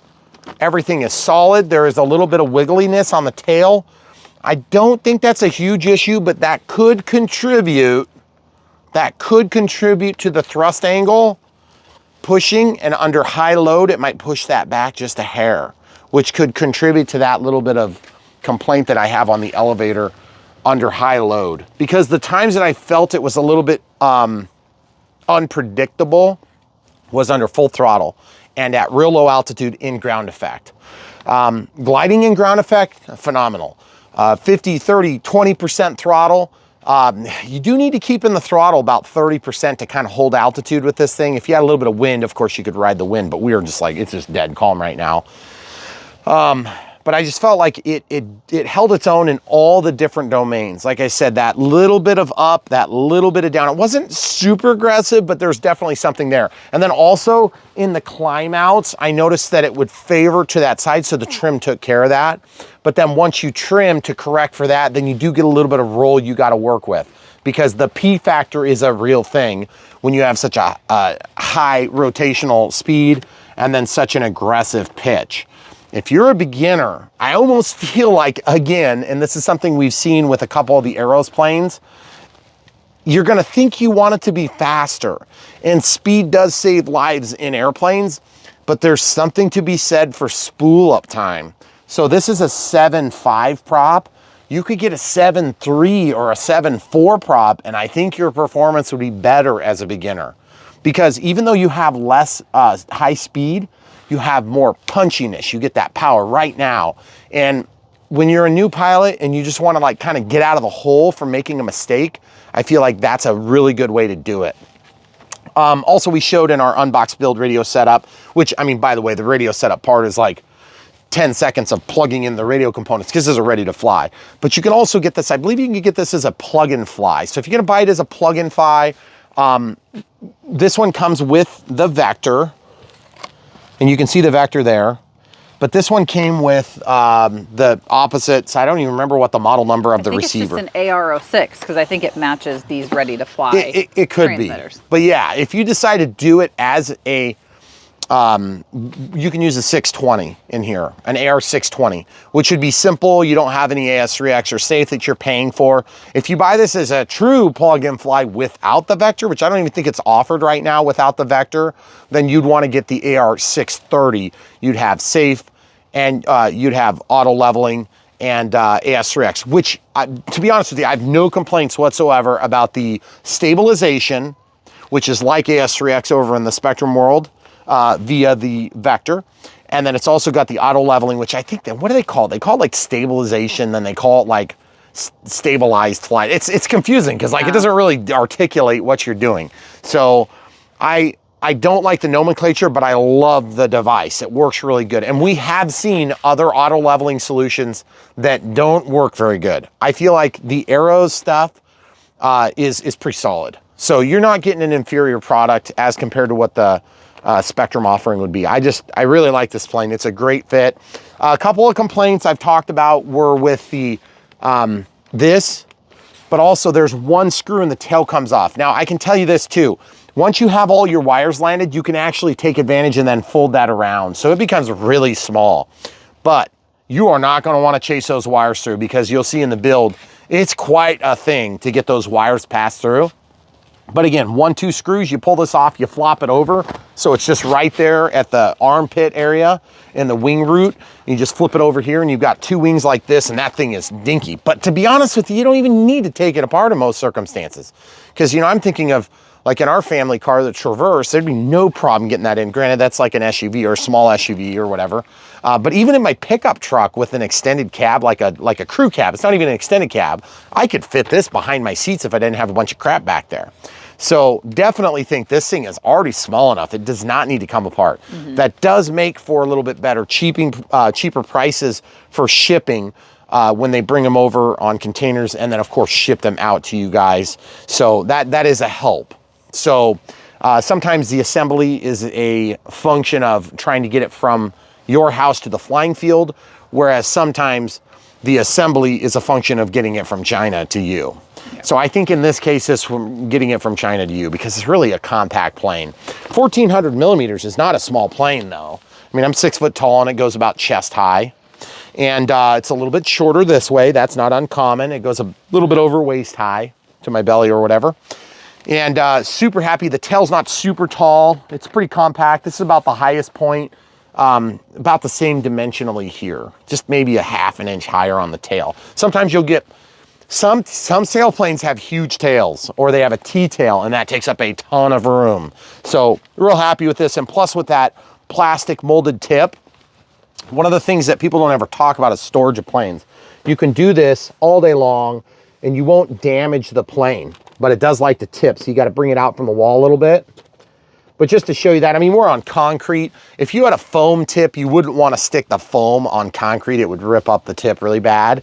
And so that's one way you can do that. The other thing I found that's like kind of a creative solution for when you're storing planes like this, it's always nice if you can come up under the wings and have like sticks that come out of the wall and you just have like a bunch of various sticks and you can stack them up and down. That's nice. It's easy to grab one, pull it out of the way. What's nice is if you find a piece of cardboard tube or take a box and cut a small square and just tape and make a flat point on the bottom, you can stick this in there and then you can slip it right here and you can keep it totally vertical. And then you get your next plane and you just kind of nest them. And the next thing you know, you've got 4 or 5 planes deep.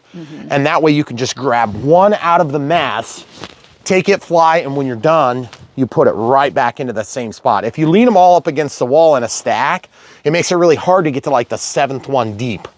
So, and you're like, Brian, 7 planes? What are you talking about? Well, I mean, we have a bit of a problem here at BrianPhillipsRC, and that's the 300 or so planes in the basement. Some of which are much bigger than this, and some of which are actually quite a bit smaller than this. So you may not be quite there yet, but if you're getting into this Prodigy, that's my next word of warning. You're gonna like it and you're gonna wanna move on to something different. And that's where I ask you for your future patronage, because when you come back to BrianPhillipsRC, you're gonna know that the information we shared about this plane is going to be carried through on other videos, not necessarily about this plane, but on another plane. We try to bring you the no BS reviews about stuff that's coming out. I mean, we don't think any plane is perfect, but at the same time, this is a pretty good match for a beginner. I mean, I would say like a really good match. It's got plenty of power. It is a touch heavy, but it's not like it feels heavy in the air at all. I'm just like feeling it right now. It's just a little bit heavier than I expected it would feel, but it doesn't carry its weight bad. I feel like it flies really solid. I feel like it glides really solid. I feel like it lands really solid. Those are things that you need as a beginner. I feel like the auto leveling gives a lot of room so you can go way up steep and way down steep without the feeling of, I'm gonna get into a stall tendency and then lose it even with my auto leveling on. So that's great.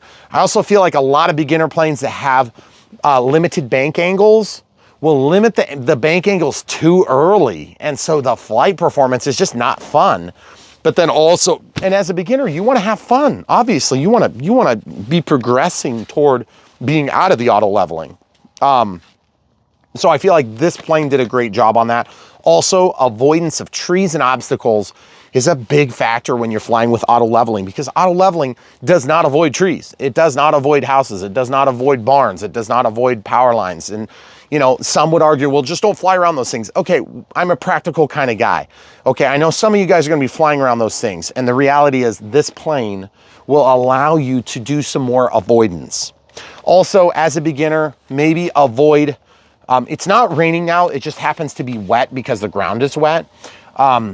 And when you're a new pilot, you're gonna wanna just go out and fly no matter what. You're like, oh, whatever, look at those flags over there. I mean, that pole's dragged to the ground. It's not that windy. I can go out there and fly. No, you can't. Don't do that. When you get more skilled, you'll be able to tolerate the wind better. But remember, there's a certain speed that this airplane goes. And if the speed of the air moving is faster than the airplane, it is definitely a no-go. Plus, you have to remember that these planes, as strong as they are, do not compete with Mother Nature, okay? Because Mother Nature wins, even with real planes, okay? So lots of different things for you to consider as a beginner pilot. I think this would be an excellent choice. It's definitely going to go on our beginner choice list. It's a lot simpler than some we've seen. And I don't want to disparage other choices, because there are a lot of other great choices. And by the way, when you go to hobbyzone.com and you order this, through the links, you'll be supporting BrianPhillipsRC. You'll be supporting our family. We got 4 kids and my wonderful wife who helps film for us. And we've been doing this for about 7.5 years, and we really enjoy it. But it is hard, actually, at times, especially when you come home and it's like getting dark and you know that you've got window of flying opportunity and you're like, I really want to get this done because I know the people are excited to see this thing. And then you run out of time because it's dark or it's really light clouds, and you can't hardly see the plane up against it. And it's like, ah! So I know that you guys are going through the same thing, because you're coming home from a long day's work and you're like, I just want to get that Prodigy out. I really, really, really, really want to fly. And you're driving home and you're seeing all the flags hanging down like this, limp. And you're like, I've been waiting for a month for this, because it's been like a hurricane in Iowa for the last month, it felt like. And we've had, what, like 2 or 3 opportunities this month? Yeah, maybe. So when you get into this hobby, just remember, if you get a plane like this, you're going to be able to fly some windy days. If you get other beginner planes, you may not be able to fly in wind at all. And that is the no BS truth. This thing is powerful. It's going to get you in the air. And that's not to speak bad about the Bigfoot. That's another great choice. Auto leveling. It's got flaps. You know, it's got big Tundra tires. Definitely another great choice. Also an Arrows product. And there's a bunch of different brands that we support, but obviously since this one comes from Arrows, we're going to talk Arrows for a minute. Love this. Love the Bigfoot. Another great choice. 1.3 meters, a little bit smaller, but it's going to be taller and it's going to be harder to transport because the wheels and everything make it bigger when you set it in the back of your car, truck, whatever it is you've got, but still very manageable size. Now, which one would be better between this and that? So between this and that, I would say that the Prodigy is a better overall choice for a beginner because of the reverse facing prop, which is a pusher prop, of course. And I also feel like this one is just going to be a little bit easier for you as a beginner. You can land on more surfaces. Yes, you can land on pavement. You can see I did a little bit of a score mark on there because I dragged it along the pavement at the end of the video there. I don't know if you guys noticed when I was trying to take off with just limited battery power, a little bit of a scrape spot. If you would have done that on the bottom of a foam plane, it would have just destroyed the bottom. It would have tore it up like a cheese grater. So anyway, in closing, the Prodigy is a great choice. You may be seeing this at the very end. So I hope that we got some better lighting for our initial video, but just wanted you guys to see the Maiden. We always try to show you the Maiden flights because I know a lot of you guys more experienced pilots are gonna be like, I wanna see the Maiden. I want to see what you had to go through to get it flying like you did in that first video. So hopefully you guys can appreciate that. because we bring you lots of different choices here on Brian Phillips RC, and we want to keep you coming back for more, because once you get this plane and you fly it and you start getting good at it, I guarantee you, you're going to want more, and you are at the right place. Brian Phillips RC will help you get where you want to be. Also check out BrianPhillipsRC.com. You can see where to buy all this stuff, or you can just follow the links in the video description below. And obviously we have PayPal and Patreon. If you don't want to buy this plane, but you do want to support us financially, that's one other way you can do it. But really the best thing you can do for us is give us a thumbs up, come back, watch tons of videos, and tell your friends about Brian Phillips RC. Thanks for watching.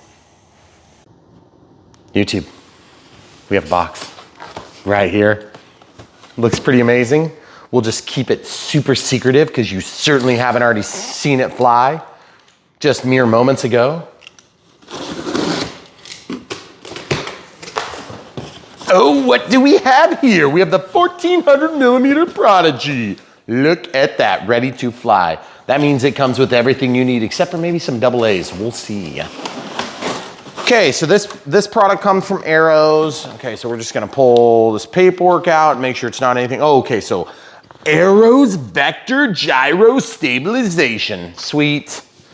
So we'll talk about that some more, and then this just has our shipping label on it, so we'll get rid of that. And pull the box out. There's nothing else in there.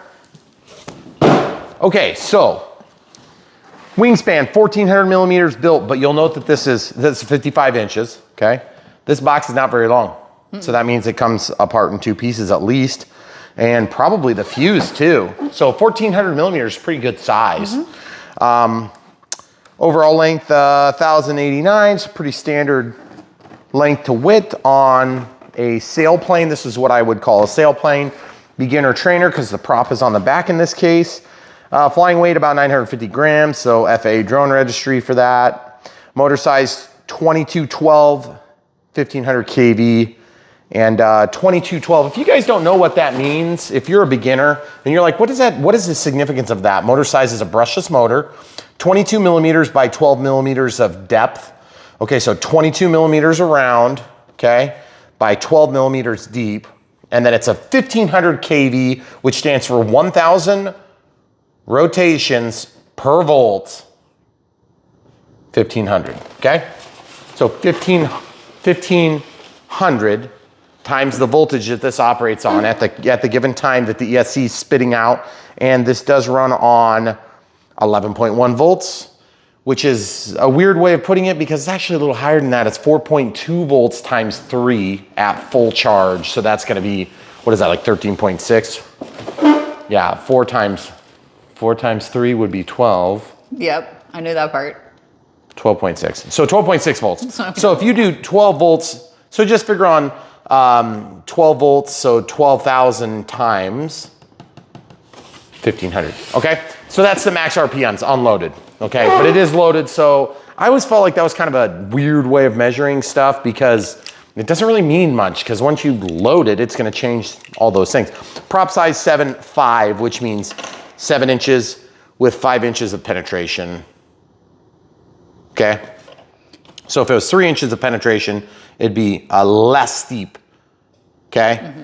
And we'll talk about whether that's a forward or reverse prop when we get to that. Just remind me, camera crew. Okay. So anyway, this is gonna be a beginner plane, 70 to 80 millimeters center of gravity from the leading edge of the wing at the wing root. So we'll just discuss that when we get there. 20 amp ESC, which means that 20 amps of current available is the max that it can handle. And it looks like basically everything else. So we're gonna see how easy this is to get going. Obviously, we've been super happy with the Arrows product line so far. This is definitely on the beginner side of things, I believe. But you know, it's funny, we've been doing this for 7.5 years, something like that. A little over 7, yep. 7 years, something like that.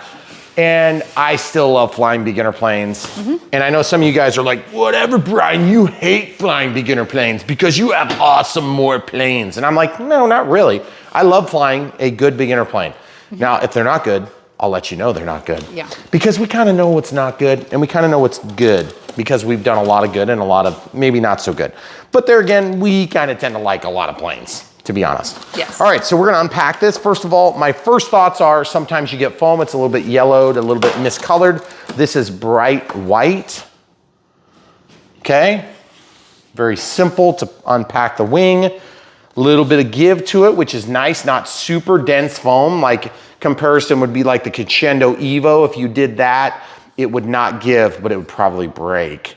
Now that being said, the original Crescendo S and the Crescendo Advance were more squishy foam like this. This is a lower density, which means it's lighter and it's a little bit softer, which is great for a beginner.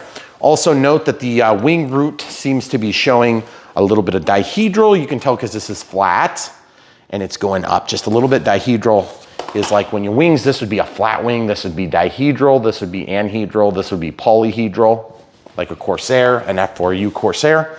And then there's a wire that's stuffed in there, so just don't forget that. That's your servo wire. And then some quick detach points. If you ever need to replace a servo, serviceable parts here, which is really nice. You can just kind of get in there and yank this up.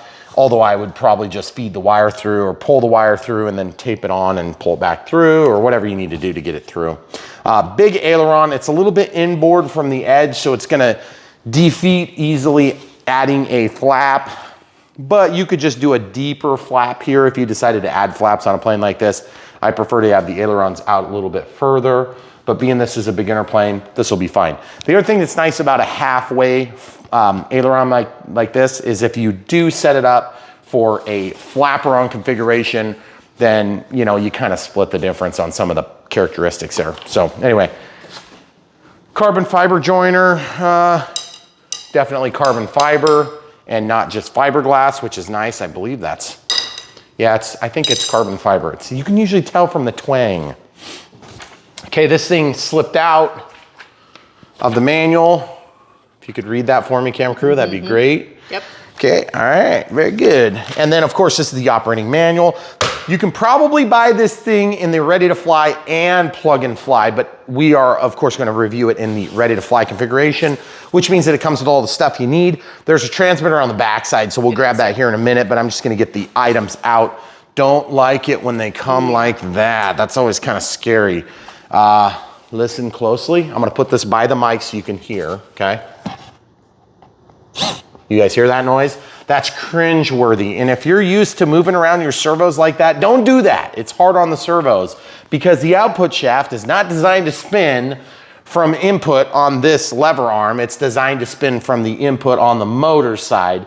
You will eventually break your gears if you're not careful. Seriously, guys, even with Metal Gear servos. Okay, so obviously we have another wing here and you can see kind of how that's gonna go. Pretty sweet, okay? Looks like we're getting close. They must go into the middle of the fuse a little bit. So mid-mount wings make for a slightly longer wingspan. And just unpacking, as you can see, just coming out super easy. Nothing really fantastic about that, but I definitely gotta say, everything looks well protected. Not lots of foam to protect the foam from the foam, because that is sometimes a little bit. There's a power cord in here. AC power cord. Or charger. Let's just pop that out real quick. So when you guys buy a ready-to-fly plane, some of them come from more reputable Chinese companies and some come from less reputable Chinese companies. Yep. In case you're wondering. Most of the stuff is made in Shenzhen, China. And this has the standard molded AC. And of course, if you're ordering this overseas, I'm not sure what it's gonna look like, but I can definitely say that the one that's coming from our links, if you're buying it from Hobby Zone, will come with what you see in this video, unless you're buying it as a plug and fly, and then it won't include this Arrows battery, which is a 1300 3S 25C, and it's got an XT60 plug on it. That's what plugs in and that's what powers your plane. And then this is what you plug in to balance the battery. And you're like, what do you mean balance the battery? I mean, just you have to like balance it? No. What this means is there are 3 cells in here that are individual, and if I kind of push on the side of that a little bit, you can see there's 3 cells, and these cells are wired up in series. That's what 3S stands for, not 3C. So the first cell is something like this, positive to negative, and then the second cell would be something like this, positive and negative, and the third cell would be something like this, positive and negative. Well, how do you know which one's positive? The first one's positive here, and that one's negative, okay? Then this one's positive to this one is negative. And this one's positive to this one's negative. And you're like, Brian, you just said positive to negative, and positive to negative, and positive to negative. And I said, yes, exactly. because they're in series. If you don't know the difference between series and parallel, little study moment for you. This is parallel with this. These wires are the same electrically speaking. If you were to test them, they will show 0 volts from that to that. And then these are going to show 0 volts from there to there. How can that be? Because there's 12 volts or whatever it is at the charge level here, and then there's also 12 volts here. That's because they're parallel to one another. But these individual cells are in series to make the 12 volts from 4.2 volts fully charged individual batteries. And then that makes your 11.1 volt battery. Now, why do they call it an 11.1 volt battery? Anybody know? Crickets? Okay, that's what I thought. Because it's a stupid way of calling it, in my opinion, because that's like some middle spot within the range. 3.8 volts is considered storage voltage. 4.2 is considered full charge on a LiPo. Anything more than that, it's considered chemically unstable and it's more likely to catch on fire. So please be careful with these. Most dangerous part of radio controlled airplanes is right here in my hand. Yes, I do have a cut on my finger. It did not come from a prop. It came from a barbed wire fence. I just wanted to get that out of the way right now. So the second most dangerous part is the prop, and we'll talk about that a little bit later. If you guys are new to the hobby, we try not to be negative Nancy's and talk about all the possible things that could go terribly wrong unless we're talking about PPG, and then we'll list off every possible way you could die doing it. Thanks. Most people generally in speaking with RC, it's a very safe sport, and it's very easy to stay safe if you just follow a handful of very basic rules, and we'll help you with those along the way. Look at this. We've got rudder and elevator clearly labeled. I don't know if you can see that there. Okay. And then look at this. We've got one single brass bushing, or excuse me, a brass nutsert that's mounted on this thing. That's going to make it easily removable. The tail boom, which of course this isn't that big of a plane, so I don't know why you would need to take it apart, but of course they want to take it apart because it's a lot cheaper to ship this when it's short. Okay. Carbon fiber boom to stiffen that. That's pretty sweet. Obviously you want the boom nice and stiff so that when you give elevator input, it pitches the plane instead of pitching this thing. Okay. So that's very good. Seems nice and sturdy. I would say that's pretty good stiffness for a beginner plane. And then this, pretty good stiffness there. There is a reinforcement in there. It's going to be hard to see because of the sticker, but I believe there's some reinforcement there. You see that big black orb on the blue part? Yeah. What that is that's your servo, obviously. But there's got to be some reinforcement because there's no way that would be strong enough otherwise. You can usually see the cut-in points in the foam, but I don't see it. It's possible maybe it's not. Might also be melted in there. Oh, look, there's plastic that's cupping all the way around that edge. So maybe there's like a little ledge that supports this servo. But this is not, there's no way that that would be that stiff if there was no support inside. I just can't see it. So we'll just take their word for it. All right, so continuing onward, we have an elevator here. The elevator is totally passive right now. It's just a pinch hinge. Pinch hinge means when they mold this wing, they actually compress the material to make this long seam foldable. Okay, pretty simple stuff. Control horn, nice wide bite point into the foam. Of course, this is foam. Foam doesn't have much strength in and of itself. So what happens is the way we make these planes work is there's some embedded materials in there, whether it be carbon fiber, fiberglass. Sometimes they use plastics. Sometimes it's wood. It just depends on the plane. Sometimes it's a combination of all three. Sometimes it's steel, sometimes it's aluminum, sometimes it's other metals, okay? So you can see no reinforcement there. Now that, it's probably not great, but at the same time, because the elevator is actuating, you actually get a lot of lateral strength from the elevator. Look at that, you can barely bend it right here, okay? Now, if your elevator is slack, then it's more easy to bend, okay? So just an engineering idea. A lot of times on sailplanes, the tails are one of the weakest parts because they don't want to make a big pendulum effect. The pendulum, meaning it's heavy, it's going to pull it all down, okay? If you have a really heavy tail on a sailplane, you're going to have a doggy plane because you're going to have to put a lot of weight up here to make up for that pivot point that's on that long boom, okay? So a lot of times tail structures, even on real planes, very light. Okay, cool. So we're going to pull this charger out while I'm coming up to this step here. Of course, this charger is a 2 or 3S LiPo balance charger. So you actually put in that charge port right here, and then it charges.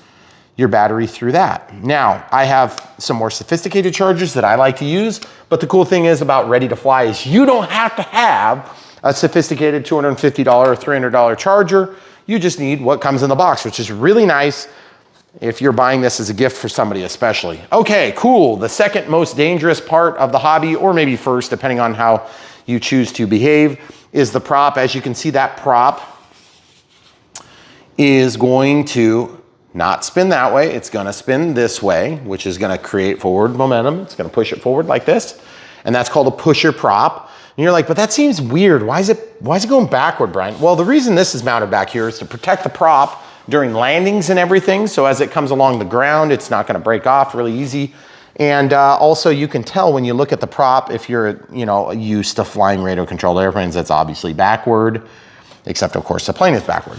Now you can also tell because there's print on there somewhere and you can't hardly see it because of the body. I'm gonna try to resituate myself and it will say what the prop size is. Now we already know what the prop size is because I mentioned it earlier, which is 7 by 5, right? Yeah, I think that's what you said. So 7 by 5. Now, of course, you can order replacement parts. Follow our links in the video description below. You can buy the parts. Of course, we receive commissions. We try not to hide that from anybody, and we make it very obvious. Nice skid plate here. Nice skid plate on the nose. That's good. Don't hit yourself in the head with that. It'd probably hurt. Nice solid mount points for your wings. That's really good. It looks like that whole body is actually built around this, which is really good. Obviously a nice plastic inlet that's gonna suck the air in. You don't want that on the bottom of the plane. We have some really nice planes and guess what? They put those things right on the base, right on the bottom of the model, and then you belly land them by design, and then grass gets up in there. And I'm like, who designed that? So anyway, really excited about this. Now, if you ever have to replace this prop, all you have to do is basically brace that motor, and then turn this. And you're like, what's that hole for? You can stick a screwdriver through and then break it free. And that will relax, it will release, unscrew, and then the prop will be able to come off of here. And then you're golden and you're ready to rock and roll. Now, you also need to be mindful that when you use a reverse prop, that means that the nut may also sometimes, it depends on if this is going the right way or not. It's going that way. Excuse me. Yeah, so that looks like a, yeah, that's a standard facing prop. They actually make reverse props. So especially for counter rotating props. So if you have a plane that has two props that spin in or spin out, depending on the design of the plane, then you would need to get a reverse. So it'd be like a 7.5R or a 7.5. So if you're looking to replace this prop and you're new to the hobby, you're like, oh man, I don't know where to get any of this stuff. Follow the links in the video description below. You can find this plane and you can also find the parts as you navigate that website.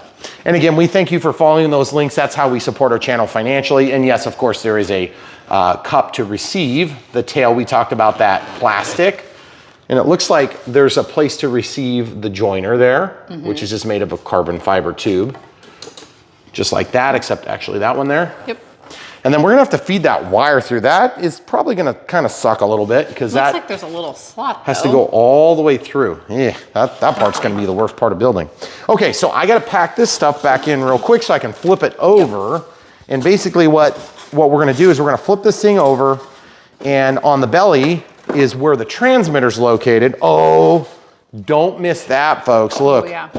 Nut and bolt sack right there. Okay, so we'll throw that out of the way and just get this thing ready to flip upside down. Now, I would highly recommend, if you're new to the hobby and you don't have a lot of planes, it's kind of nice if you keep this packaging, because what you can do is you can actually put this plane away in the box. Now, I don't put my planes away in the box because I have about zero patience for that, and you guys might be in the same exact boat, but the idea is, if you only have one or two planes so far, it's kind of nice to be able to put them away if you're in the off season. Here in Iowa, we have an off season. We just fly during the off season because we're crazy. So, and also we're trying to kind of keep bringing new releases out. So check this out, guys. I'm just cutting this one out. This is the radio, or the transmitter in this case. And this is the Air 06, very simple. It's got throttle here. You'll note that it's not spring loaded on the throttle side. You got yaw for your rudder. There is a rudder on this plane. you've got ailerons here, and then you've got elevator here. Okay, so this pull back and the plane goes up, push forward and the plane goes down.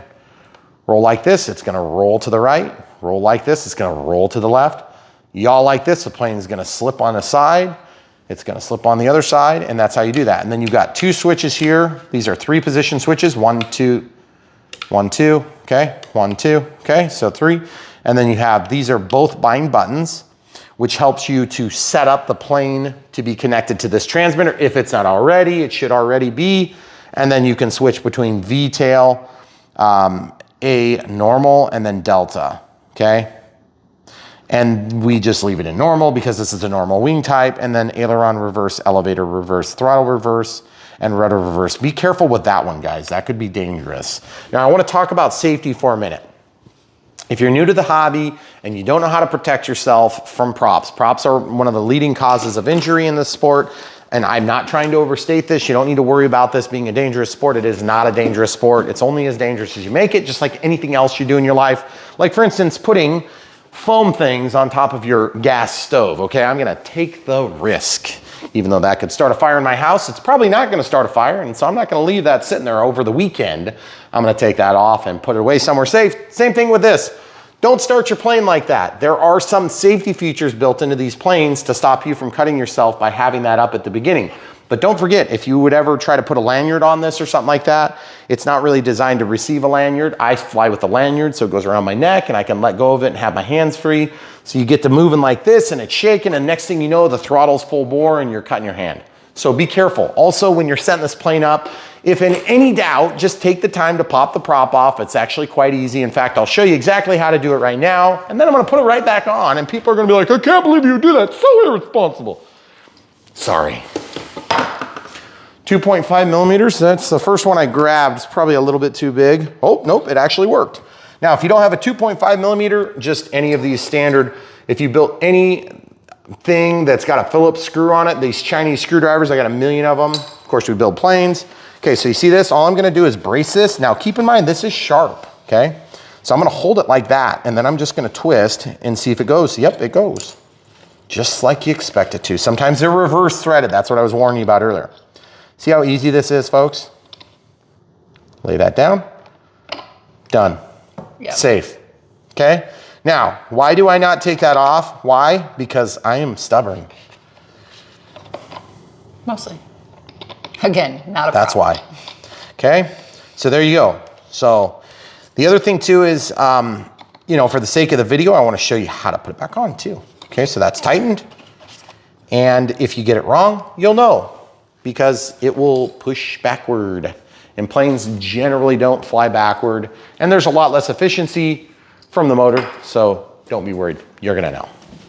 All right, so getting back to the point, normally at this point we would say we'll pause and clean up, but look, there's nothing to clean up, so we're just gonna start right away. We're gonna hit the charger. We're gonna take this charger, we're gonna plug this doohickey into that doohickey. If you don't know how to do that, you're in the wrong hobby. Okay, you see this? See, it's kind of pushing. That's probably not a good thing, but it didn't hurt anything so far.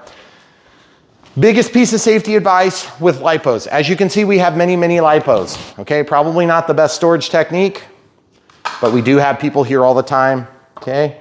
If you don't have people here all the time, you need to take extra precautions. Okay, so that's plugged into a regular outlet. 3 green lights came on, and then it goes to this little dance. Okay, so I'm gonna plug this in. I have noted that these are kind of hard to plug in the first couple of times. That was a lot easier than even the first time. And it goes to red, that means it's charging. You'll note that it says charging. If it's flashing, then that's an error. Okay, so we'll let that charge. Now, while that's charging, this is an XBC battery checker.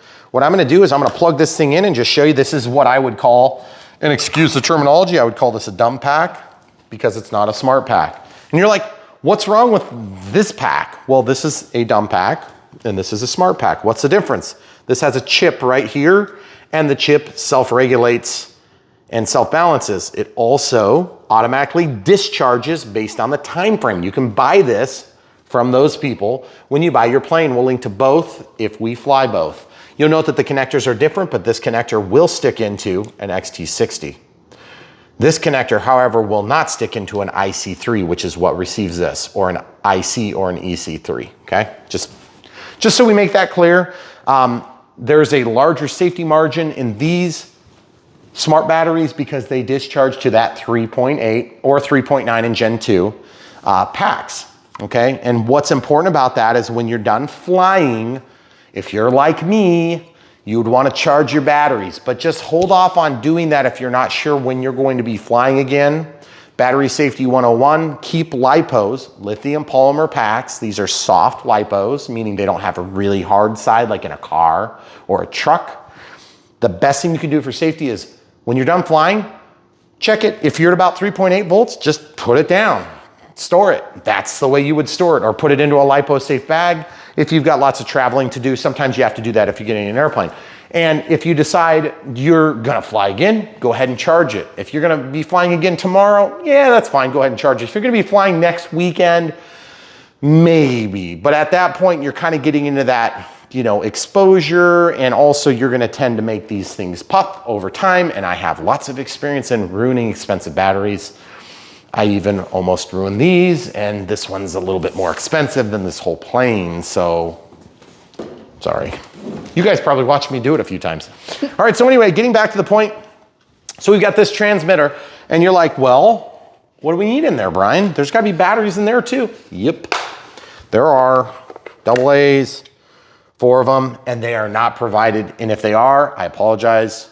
Whoever sent this, Hobby Zone, and we didn't find them. So we're gonna be looking for 4 AA's, and the AA's go in. So we're gonna pause, do that, and come right back. Okay, so we got our AA's, but we're gonna jump back to this for just a quick sec. I forgot to show you this. This is an XBC battery checker, and it's a must-have if you guys are in the hobby. What you do is you plug it in, and it tells you what your voltages are. So as you can see, it shows you your individual voltages on each of the cells, which is really nice, and it's about 32% per this device. Okay. Now, if that was a smart pack, you could go in and do your settings. This is also another much cheaper way of doing it. You can get these for maybe like 10 bucks for a pack of 2, or 15 bucks for 2 or 3. And what you do is I've marked mine with a minus on the front because the minus is on the back here. And you can check 1S to 8S on this. And you can also set it to alarm when it reaches a certain voltage. And you use that with this button here. See how it says 3.6, 7, 8, okay, off. I wanna set it to 3.3. And some of you are thinking, geez, that's low, Brian. Yep, that's right. So on a prop-driven plane, I have no problem with it, especially a high efficiency sailplane like this. It's not gonna be a big issue. I set it to like 3.6 if I'm flying an EDF. That's gonna be like a power suck, like this, for instance. Twin EDFs love to eat up juicy batteries. Okay, cool. So this thing, I think it runs for like 40, 50 bucks, and you can also test servos with it. It's really nice, but just bear in mind that if you only have dumb packs, and again, forgive the misleading terminology, if you only have dumb packs like that, you won't be able to use it to do servo testing, okay? So you'll have to have at least one smart pack or at least one adapter that's gonna allow you to plug in your battery so that you can juice this thing up. So just keep that in mind. And the only reason we show you all this stuff is because we know that you're probably new to the sport and you wanna know everything you need to know. And that's why you're here on BrianPhillipsRC. So as you can tell, we go into the deep details here on BrianPhillipsRC, not because we wanna bore you to death, although we do that too. Sometimes it's just hard to get information, and there is a lot of it out there, and there's a lot of very mixed signals out there, and hopefully we're not sending them. We try our best not to do that. And one of the reasons why you would come back and watch more videos is as you progress through the hobby, like thousands and thousands and thousands of others that have come to our channel have done, then you can come back and we'll help you make decisions. Look how high quality this battery is. Wow, that is a real turd. Whew. Goodness gracious. Guys, if you want some high quality batteries like this, don't buy them. These are like the cheapest garbage-iest batteries you can possibly buy for like $7 for 1,000. We use a lot of batteries. We go through a lot of batteries, guys. I mean, we have like hundreds of these things. So, and of course I'm always too lazy to take them out. So like, usually by the time I get back to them, they've leaked. Yes. Okay, so power on. Side note, sorry, green light. Okay, up, down. Okay, and there's some detents in there. You can kind of feel bumps. Listen, that's what I mean by a detent. All right, this is trim for rudder, trim for throttle, trim for elevator, trim for rudder, And that long beep means that you're in the middle of the range, okay? All right, so I'm gonna shut this off now. Always throw your throttle stick down, get in the habit of that. And then when you get into a more advanced transmitter, you're gonna use what's called a throttle cut or a throttle hold if you're in the helicopter world. And this is my current transmitter that we've been using, and we show you how to set these things up for every model that we do, either this or something like it. And I usually put throttle cut right up here. So that is one of the very few safety features that you don't get when you do a ready to fly plane, because you sometimes get an inferior transmitter in that regard. And when I say inferior, I mean, we've done tons of ready to fly planes on this channel. So if you're curious about how to get into this wonderful sport, a great way to do it is in ready to fly. And to be perfectly frank, it's good to have a habit of not having throttle stick up. But just remember, this has a reverse facing prop. It's gonna be away from you, and the wing is gonna help protect you, and then the tail will help protect you. So we've talked about a lot of safety things today. The last and most important with charging is put it on a hard surface, put it somewhere where you're gonna be, and then don't charge it when you're gone. If you have to charge a battery while you're gone, just don't. Don't do it in the middle of the night while you're in bed, okay? If you must charge something while you're not paying attention, put it on a hard surface in a place where if it literally was on fire burning, which will be very quick, by the way, if you ever see a lipo fire, then it will be up in smoke, fill this whole cavity with smoke, a white smoke that's not very good to breathe, and it'll happen in about 30 seconds, but then it'll be gone. So you put it on a hard surface, probably not gonna burn your house down, but just be careful. We only bring these things up because we care about you. We want you to have a good experience, and that's the other big thing we do here on BrianPhillipsRC is we help to avoid one and dones. What's a one and done, camera crew? You buy the wrong plane first time, you crash it, and never come back. Yep. You're frustrated or frustrated, hundreds of dollars down the drain. Yep. And you just never come back. And to be perfectly honest with you, it used to be that plus 6 or 7 months worth of work when we were kids, because you had to build everything from scratch, or not from scratch necessarily, but maybe you had a kit. Almost, yeah. And anyway, okay, so let's pull this out. Or you look at a plane that looks super cool and you think, and you're like, I'll I want buy an F-16. It'll be fine. it'll be no problem. I I can fly that A10 Yeah. twin 64 millimeter. Don't No, do that. just don't do that. We're not trying to like take the wind out of your sails, we promise. What we're trying to do is we're trying to help you have a successful outcome. And believe me, everybody's been there. Everybody has. If you get in the hobby and you don't buy a plane that you're not prepared for, you're in the extreme minority. Right. Because most people are like, oh, I don't want the trainer. I want to start with the F-16 80 millimeter because it's like 110 miles an hour and our cat's scratching our chair. Stop, cat. So if you are in the hobby and you want to be in the hobby to stay, and you want to have the most efficient use of your money, because everybody has a budget, even if you've got a big budget, you got a budget. And if you don't have a budget, you have a wife. Some of you have both. Then she's not gonna let you just keep buying stuff, okay? I promise you that. So we're gonna help you make some good decisions. And when I say good decisions, by the way, that doesn't mean buy just this Prodigy. It doesn't mean just buy that beautiful beast over here, this F86. But it does mean we're gonna help show you what this is compared to that. And then like when that's out of stock and you really wanted that, but you're gonna buy this instead, you know what, maybe that's a bad call. So these videos help you to make that decision if you haven't already figured it out. And we do thousands of them. We've literally done thousands of videos. Okay, so getting along with the point, sorry, the build has been postponed by my talking. Big surprise, weird. Okay, so this is a receiver. The receiver is hooked up to what looks like another receiver, except it's not. That's a stabilizer. Okay, the stabilizer is the flight controller, auto leveling, whatever you want to call it. And then this is the XT60. That is where we're going to plug in our battery. That goes to an ESC, which if you kind of look in that middle hole, you see it wiggling? That's the ESC. So that's what takes the voltage from the battery and it splits it out to run the brushless motor. And the brushless motor is like an AC motor running on a DC circuit. So you charge one little section and it spins, and one little section it spins, one little section it spins, and so on and so forth until it's going thousands and thousands of RPMs, okay? That's how a brushless motor works. And that's why there's 3 wires that control this thing. So if you look inside of here, if you were to take those screws off, you can see those 3 wires, they go back to the ESC, the electronic speed controller. Now within the electronic speed controller, there is a line that comes out that looks like this. It looks just like your other servo wires. This is a servo wire. Of course, this is a servo right here, okay? You'll note that they all look about the same, or they have different colors. What does that mean? Well, these colors, brown, red, and orange, indicate negative, positive for voltage, DC voltage, and then signal. Signal on ufotaba would be white, red would be red, and then brown or negative would be black. So when you're looking at a plug, you can never plug it in backward and short circuit the thing, but you can plug it in backward and you can eliminate whatever else is plugged into it from getting signal. So just keep that in mind because you would short it to ground. Okay, and we go more in the weeds on that later, but for now, for the sake of what we're doing, this is where you're gonna plug in your flight pack. And you're like, well, that looks different than the one on the battery. Yep, that's right. This is technically a male because the pins are inside of the socket, but a lot of people wrongly call this female, and I do it also because many people talk about the connector. The connector is not what dictates whether it's male or female. This is actually female because it has sockets, but it identifies as a male. Because when you stick the male into the female, then it powers up, okay? So just remember, this is actually technically a female plug with a male connector.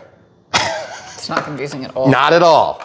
So anyway, getting back to the point, this little thing is a flight stabilizer, also known as a vector. And some people might call it a flight controller. Some people might call it a stabilizer. Some people might call it a gyro.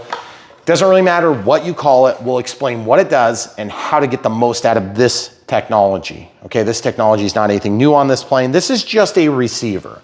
This receiver is designed to work within the protocol of this transmitter. Transmitters and receivers talk the same protocol and they are bound to one another. This is new terminology for those of you that are still using crystals from 1983. And no, I'm not making fun of you. I'm trying to articulate a point. I still have crystal planes in my basement. I don't fly them, but I had them and I still have them, just so you guys know. Now, do I plan on flying them that way? Not really. It's probably illegal because the FCC probably pulled a license on it, but I don't care. I'm gonna still do it anyway. So here's the point. This is a receiver. It's gonna receive and replicate what you tell this to happen through those little pins on the signal line. And if you look close, it says S-bus. S-bus is the one that would go out and it would connect to an S-bus plug on another one. That's a serial bus. You don't really use that in this application. Then there's 6, 5, 4, 3, 2, 1. What does all that mean? Well, that means each of these things is a channel. That's like a channel. That's a channel.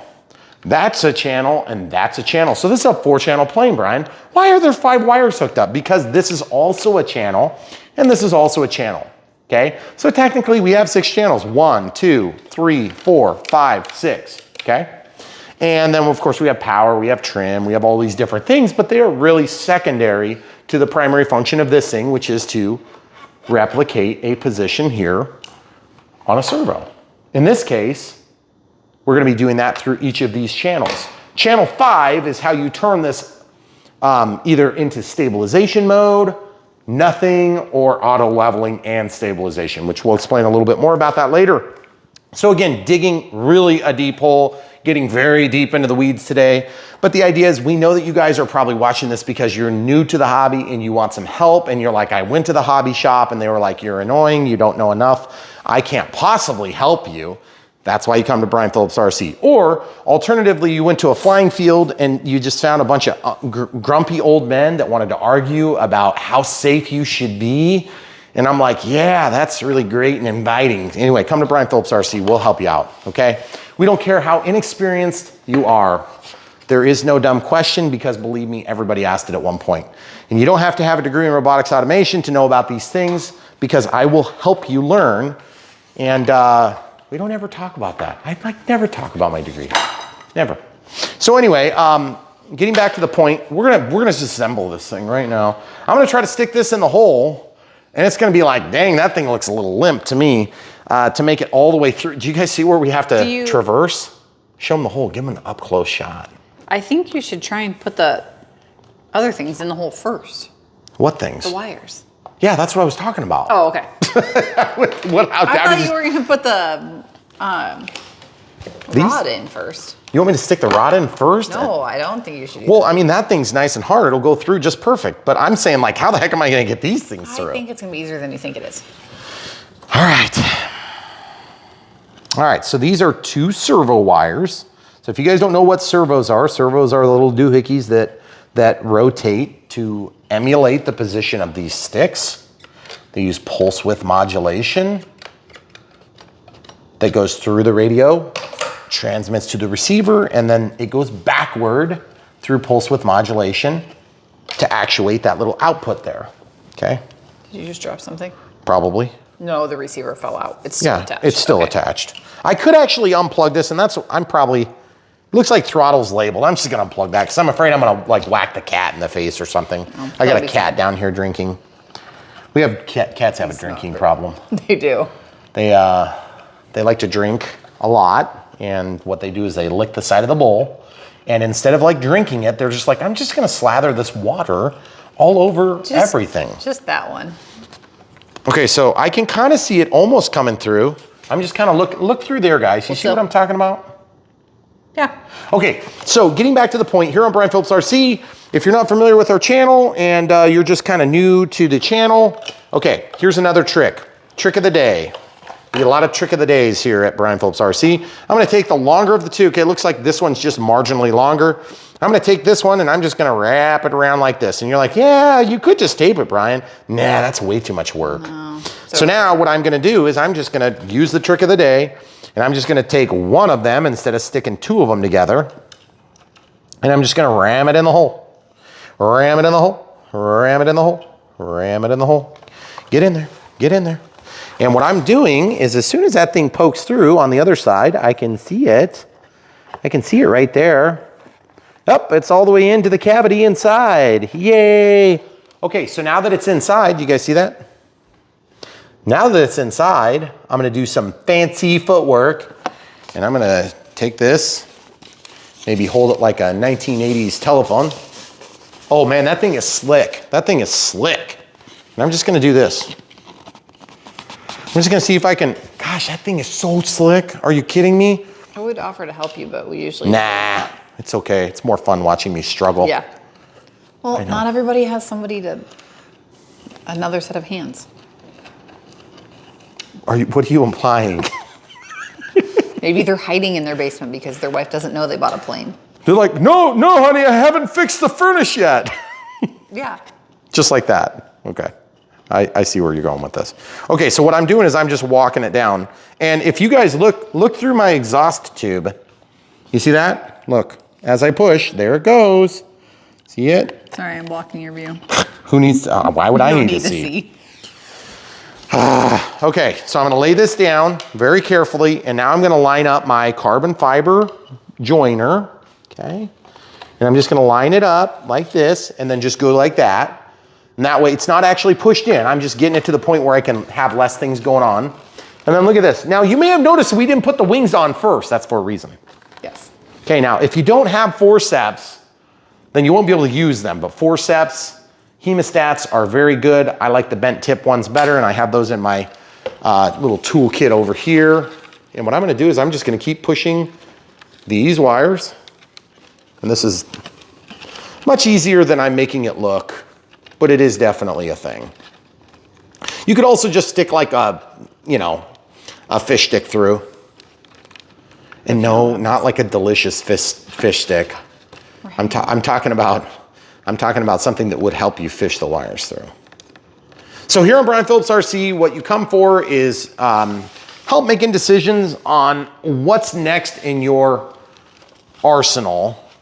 And we try to do that by giving you guys the same basic principle on all the videos. And then we do second thoughts where we kind of play around a little bit more with them.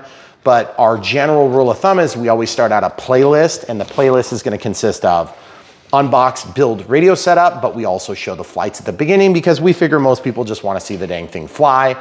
We fly them in our home airfield here, and then we basically go into the unbox build radio setup for those of you that really need some more help, or maybe you just want to help support our channel by watching the entire video and that is always appreciated. So we're just gonna take these hemostats and kind of force that through a little bit further. And then I'm gonna switch gears here. There is another trick, and that would be to take this thing off, okay? Now, I don't wanna take this thing off because I'm too lazy to do it. And there's really only 2 screws there, so that would be like super hard. But there's also an access hole here, see that? Mm-hmm. And so what I'm gonna do is, because I've given up all hope of getting that thing to fall down all the way, I am going to, yep, I'm still not quite there. I'm just gonna wiggle and jiggle the plane and then let that fall, and it's actually moving a little bit. So as this thing falls down, yep, there I'm just gonna kind of guide it through. Now, if you didn't have a pair of hemostats, you could still do this. It's just gonna be a little bit harder. Okay, so I'm just kind of guiding it through. Oh, we're getting so close.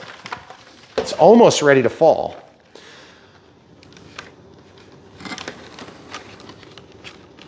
And I wish I could give you guys a better view, but it's just kind of hard to see. Yeah. I can actually see pretty good because there's several different places, like through that exhaust hole. And that's what this is. See, there you go. So just pulling that through, and now I'm kind of fighting my second wire a little bit. I don't want to just take a second look at that. Yeah, it looks like my second servo cable's just kind of twisted a little bit. If you do fail on your first attempt, just pull it back through. You'll get it eventually. Okay, feeding the excess through. Gosh, I'm surprised they didn't kind of have a better system for that. That's a little bit disappointing, actually. Not like undoable, but just like, really? There's no access. So the access would be from the top. Okay, if you were desperate times call for desperate measures, like actually doing the whole job, taking this top off. I hate taking covers off that I don't have to take off, and I could probably sit here, if I wasn't on video, I could sit there and pull that thing off with no problem at all. But since we're on video, I suppose I'd better show people how to do this. So we're just gonna undo these. These are 2 Phillips screws. They're really easy to get to, and there's certainly not anything special about it. This is, by the way, you know, like the tool shop brand crappiest screwdriver you can possibly get on the face of the planet. The ones that come in the Chinese planes are actually better. So the only reason I grabbed that is because the handle was the longest one. Okay, so it looks like this thing is keyed in here a little bit as well. Goodness gracious, how many threads do they have going on there? I thought I had it loosened, but I evidently didn't. Apparently not. Oh, there it's coming up. There it goes. Okay, so you see it fell? Right there? Okay, real simple. Now, you'll note that you can see from here, you can see the 1 wire, and then you can see the ESC wires. There's the servo wire. But I don't feel like I gained all that much length, to be honest. I feel like it's about the same length that we had before. That's surprising. I'm bound somewhere in there. And I don't know if I just kind of flipped it over on itself or what, but I'm gonna pull it back a little bit and just try again until I get it. But now I can kind of see it right where it comes out. So if you guys are struggling your way through, you can kind of see, eventually it'll go. Oh yeah, it's going now. It's going way better. I got it through. See, show the people. Right there, you can see the second servo plug. Mm-hmm. Okay. All right, so now all I have to do is just kind of get this slack pulled through so that we can push everything together more formally and permanently. And it looks like I'm gonna grab the second servo wire like this and just kind of untangle that now. Yep, there we go. Okay, so now that I have the second one through, you just be careful that where you push this together, see how I'm just kind of letting those wires relax into the socket so they don't get pinched. And that's gonna line up perfectly. That was a little bit more doing than I expected to have to do to get that through.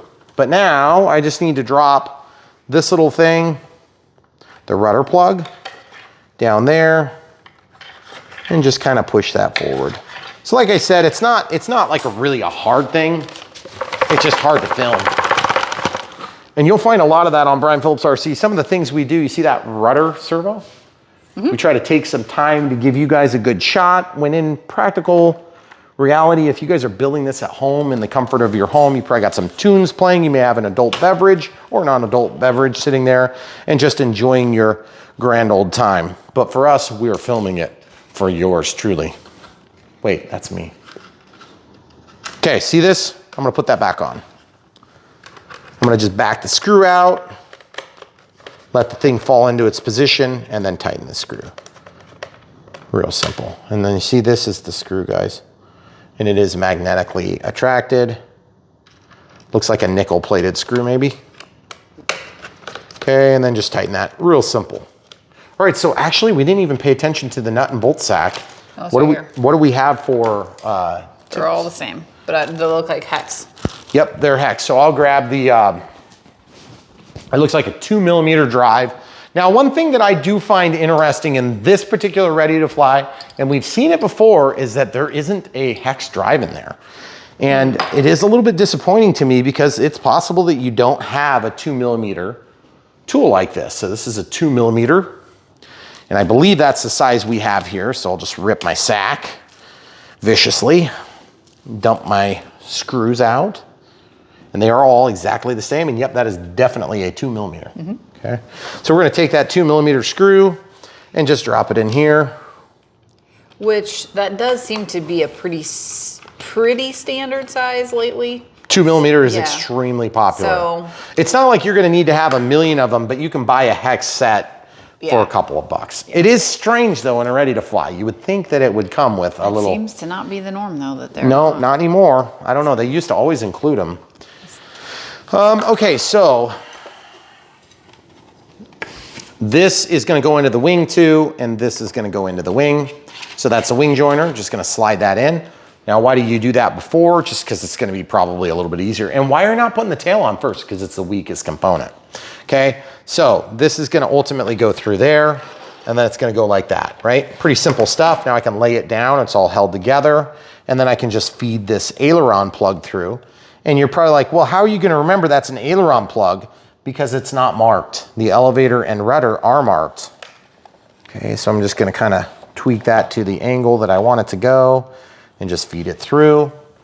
And then honestly, I'm just gonna pull this. You see, what you wanna do is you wanna pull this while protecting it by holding it here. I'm bracing the wire, and then as I run that along, I pull hard, okay? Look how much straighter it is. What'll happen is that will make it easier to manage the cable so you can make it kind of curve in there. Okay, so I'm just gonna take this, I'm just gonna not worry about that just quite yet. I'm gonna get this started, and then I'm gonna lay that on the wing,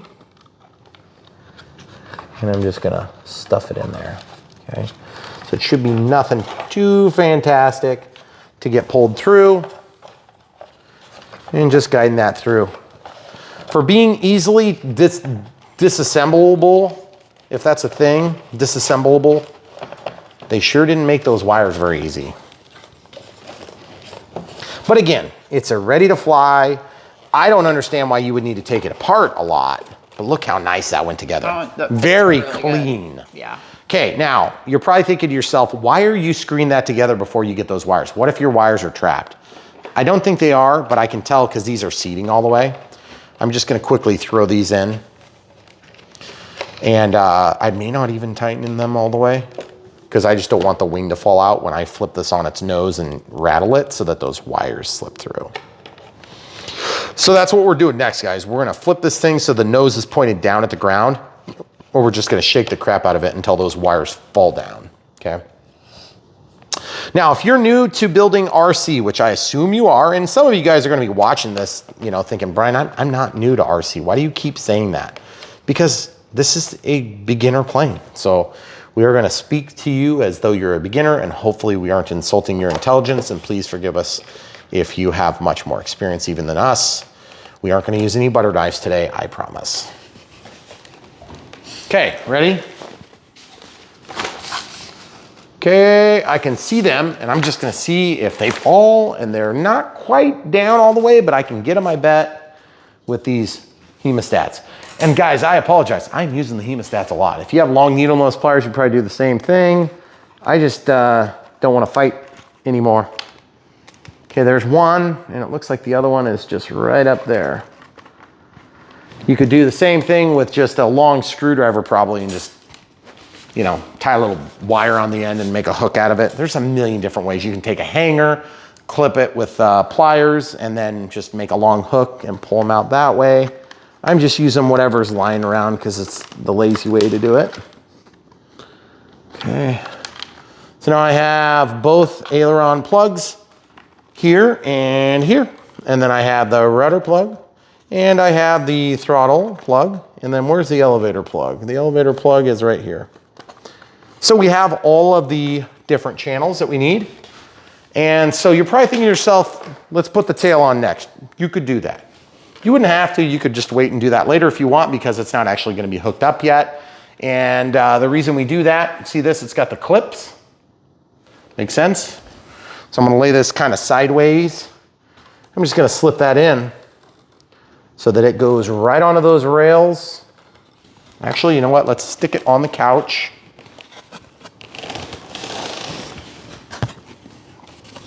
See how there's those little grooves? This is allowed to slip all the way down. Very simple.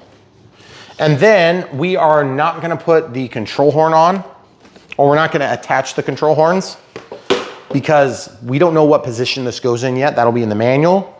And then we did get supplied one extra screw. Okay, so I don't think we need that screw for the tail. I don't see a spot. I don't either. Okay, if you're in any doubt that that thing might come out, you would tape it, okay? Now they're not saying to tape it, but some people will say, well, what if the tail breaks free? Well, I suppose that would kind of make for a bad day. Probably gonna have, yeah, other problems. So what I'm gonna do is I'm just gonna do that and show you how I would do it if I was concerned. Now I'm not concerned, and in fact, we've got the same tail design on the Draco, which is an expensive big plane. A similar design, okay? So I'm just gonna take this and stick it back in the hole right there. Okay, if you were to tape this, all you would need to do is take a piece of clear tape and then just put it into this seam here, okay? And that's literally done, okay? And you'd be surprised just how sturdy that little tape job would be. And I always use scissors to cut my tape so that you end up with a nice, clean, straight edge. So when you have to peel this off of the foam, you're not gonna have those little ridges that are on your tape dispenser, because then when you go to peel it, it's gonna peel in like 17 long strips and you're gonna be just like throwing pieces of the plane by the time you're done. Okay, so look what I'm doing. I'm just taking one edge, forcing it into the crack all the way, and then walking back with my fingernail in this case, and just working all the way back and forth until it's taped appropriately if you were concerned. Okay, like I said, I'm not really concerned, I'm just showing you if you were concerned, because I have a sneaky suspicion that especially the new pilots are gonna think that's probably not a great idea. You would be, you know, within the realm of argument, let's say. I don't think you probably need it, but it's probably worth showing you how to do it. And I just have this extra piece of tape here. And since I have an extra piece of tape, if you wanted to tape it from the bottom, you're gonna have a harder time because you see, you can't quite get in there. See how that works? So that's why I picked to do it from the top. You could also take, and you could run this over with your radio system, or you could run it over, which is really cringeworthy, and you could also tape over the top of that. Or except that is all within the rudder. Or excuse me, the elevator. Horizontal stabilizer to be more specific. All right, so there you have it. There's the plane mostly assembled. So now what we're gonna do is we're gonna jump into the rest of the assembly, which is the radio setup. And for the radio setup, I just wanna get all this stuff out of the way so that we don't knock over our non-flower vase. So pretty. So we'll lay this here, and let's show you how stiff the tail is. It's not totally stiff, but it's enough to protect. It's enough to protect the plane if you have a bad, bad landing. Or maybe you're trying to catch it and you don't catch it right. If you're not skilled, try not to catch it because if you miss, you could potentially cut yourself. So maybe not a great skill to work on when you're brand new to the hobby. Wait until you've got a little bit more experience. And what you do is you fly it in towards your feet and then you stall it and you can catch it. So that's something you can work on as you get better and better. And then let's talk about inside this canopy before we get too far ahead of ourselves. We've got nice heavy duty straps. I didn't mention that earlier, but they are very good. And don't pull these all the way out, but I'm just showing you they're very heavy duty, the nicest kind you can get, which is awesome. Thank you for doing a good job on that, Arrows. And then obviously we have a huge piece of Velcro. Goodness gracious, you could probably put a 3200 in there with that piece of Velcro. But what we're gonna do is we're not gonna use Velcro because I hate Velcro. And why do I hate Velcro? Because if I put Velcro on this pack, then I will immediately be covering up either the label or the warning precautions, or I'm gonna basically be committing to this way versus that. And there are certain circumstances where your batteries will not fit if you go the wrong way. So what's the best way to do it that we found? We've found a bunch of different ways, not the least of which is cutting other softer foam to fit around, but I would do something like this. Now, why am I doing just half of it? Because that is an excessively huge piece of... Are you gonna cut the Velcro too? Of Velcro. Or just less? Yeah, Velcro? I'm gonna cut the Velcro. I mean, it probably doesn't even need that much, but I'll just keep that for another plane because, you know, what the heck, you might as well. For sure. Or maybe we'll use it for the other half of the equation. Maybe we'll put the receiver on there. So this is ultra sticky. And this is shelf liner, guys. So that's just like what you put in your shelves, and it just stops things from slipping. Okay, so that slips, that slips, that doesn't slip as much. And then the idea is when you're all said and done, now that that's stuck down there, just kind of trim it. It doesn't even need to be a nice trim job. And you take this look. Okay, so that slips and slides real easy. But then once this is on there, just simulate. That thing will basically not move.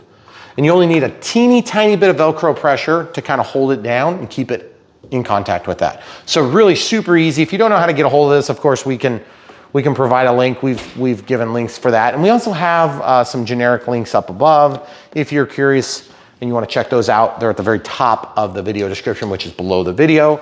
And then you can also find links on where to buy this actual plane from to help support us. Small commissions come to us from the companies we work with, we're affiliated with, and basically that's how we fund and run this channel. So if you want to help support us, that's the easiest way to do it. Obviously watching the videos helps. Subscribing, liking, all those things are much appreciated. So now that thing just goes wherever you think your batteries can end up, and you can move it if you need to, which is really nice, okay? So that's just stuck down there, and say we put it right here, or later on we put a bigger battery in there. Well, the bigger battery can be then adjusted wherever this needs to be. And you're not gonna need that whole area to be covered by this. You only need a little bit of it, really. You could probably do half of that and get away with it just fine. Okay, so getting back to the vector installation and the radio installation. So this, of course, is the receiver. This is the vector. So that thing needs to be mounted solid to the plane. So they've provided some double-sided tape with foam in the middle. Okay, so it's like a foam double-sided tape. That needs to be mounted somewhere, but they've also provided a gigantic hole right here. Now that gigantic hole is gonna make it a little bit hard to mount this thing in there. So let's see where the manual suggests we mount it. They may or may not mention it. Okay, so flipping this open, oh, that is not English. That is English. Some poor guy folded it wrong. Okay, so then they talk about what's multifunction button, arrow reverse, cool. Okay, all right, cool. So we'll just not worry about that yet. We'll look through this information. It talks about the same stuff that we saw on the outside of the box. Shows you the correct order to do things. Hey, we actually did it in the correct order for once. That doesn't happen often. And they suggest having it back here. So it needs to be installed with the wires that come out going forward. Okay, great.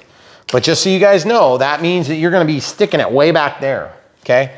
So I think I need to sit down for this step, and I'm gonna grab my forceps. And the receiver can just be plopped wherever the receiver ends up. It's not super critical. Okay, so I want this to end up back there, but I don't want to have to fight it to get it installed. It's kind of tempting almost to stick it on the Velcro because we had mentioned that earlier. And if we did that, that would be pretty easy. Problem is we're going to be having wires come out straight into the battery. Now this battery lead is not super long. And if you guys don't already know this trick, okay, you see inside of this cavity, what do you have? You have a wall here, you have a wall here, and you have a wall here, okay? So if you stick it right here, there is nothing to stick it to. It's a giant hole, okay? So because of that, they've sort of cornholed us out of that choice. This is your ailerons. Let's go ahead and plug those in right now because I'm sick of seeing this mess. Okay, so here's one aileron. It doesn't matter which one. You just plug in one or the other, and you'll note that the colors match up. That's nice. Some of your servos in the future may not match up. So let's say you have a white. The white would go to the yellow, and you have a black. The black will go to the brown. The red's always going to be red in the center, and that indicates plus voltage, in this case voltage DC. Okay, so that's like your power. Then this is the other one that doesn't have a label, so that must be our other aileron. We talked about that a little bit earlier. And so you'll just take this in your thumb and you say, okay, so to the left I've got brown. And you just kind of line that up, so to the left I've got brown, and then you just kind of, that's wrong. You see how I did that? That won't line up. Now it's keyed, so it shouldn't go in easy, but I guarantee you can force that in there. And I have plugged them in wrong, and I've had to unglue planes because of it. So just get that to slide in there, and then these little teeth, watch as I push this in, you can see against that white backdrop. This is gonna push in there. See, the brown is going to the brown, right? There it goes. See, now those teeth keep that from unplugging easily. Okay, real simple. All right, so now the next step we're gonna do is we're gonna take this, which must be the elevator. So elevator, you'll note that I'm having to really tug this to get this out here. So you're gonna have to move this back to where that is. And this will be a perfect time to untangle your leads, because mine are tangled just a little teeny bit. So I'm just gonna use the forceps to help. And then here's the rudder as well. And I'm just kind of looking back there just to make sure it's not some big tangly dangly mess. I'm gonna go under the power wire. The main discharge lead is what we call that usually. Okay, so we've got two of them. This one seems to be a little bit shorter, so we'll start with that one so we don't have to chase it. Okay, so it's labeled right on here, RUD. Now, how do we know which one goes where? Like what color goes up, what color goes down? Now, if you weren't already privy to it, because we have this in here, then you would have to maybe look it up, because I do not see a label on there anywhere. Well, that Is sucks. it labeled under? No, that's Yeah, it says minus plus S, but that's ambiguous because I don't know what that means. Yeah. You know, is that the top or the bottom? So whatever. It's a stupid way of labeling it. Okay, all right, elevator. No big deal. We forgive all those sorts of things as long as the plane goes together nicely. So this is elevator. Elevator needs to be here. And that goes right there. You're like, so Brian, am I getting this straight? This thing helps control your plane. Yes. It controls, it has a vote, and then you have a vote. And then it mixes the two together and makes a nice smooth transition. Helps to keep your plane flying in a straight line. And if I've oversimplified this too much, don't worry, just stay with us for a little while and you'll understand it just as good as we do. So this says flight mode, throttle. Okay, so why do we have to plug throttle into the vector? Why do we have to do that? Well, the reason we have to do that is because evidently the vector needs power. Why do you need power to run that thing? Because it's electronic. Well, why don't you plug it in somewhere else? Because you could technically do that another way, but that's just the way they do these. Now, what that means is that on the other end of this, there's also a throttle, okay? So the throttle passes through here. Some vector applications must do something with throttle. I don't know what that is. But the idea is this thing needs to get powered somehow. So that ESC does two things. It runs the power for this, and it also runs what's called a battery eliminator circuit, or a battery eliminator.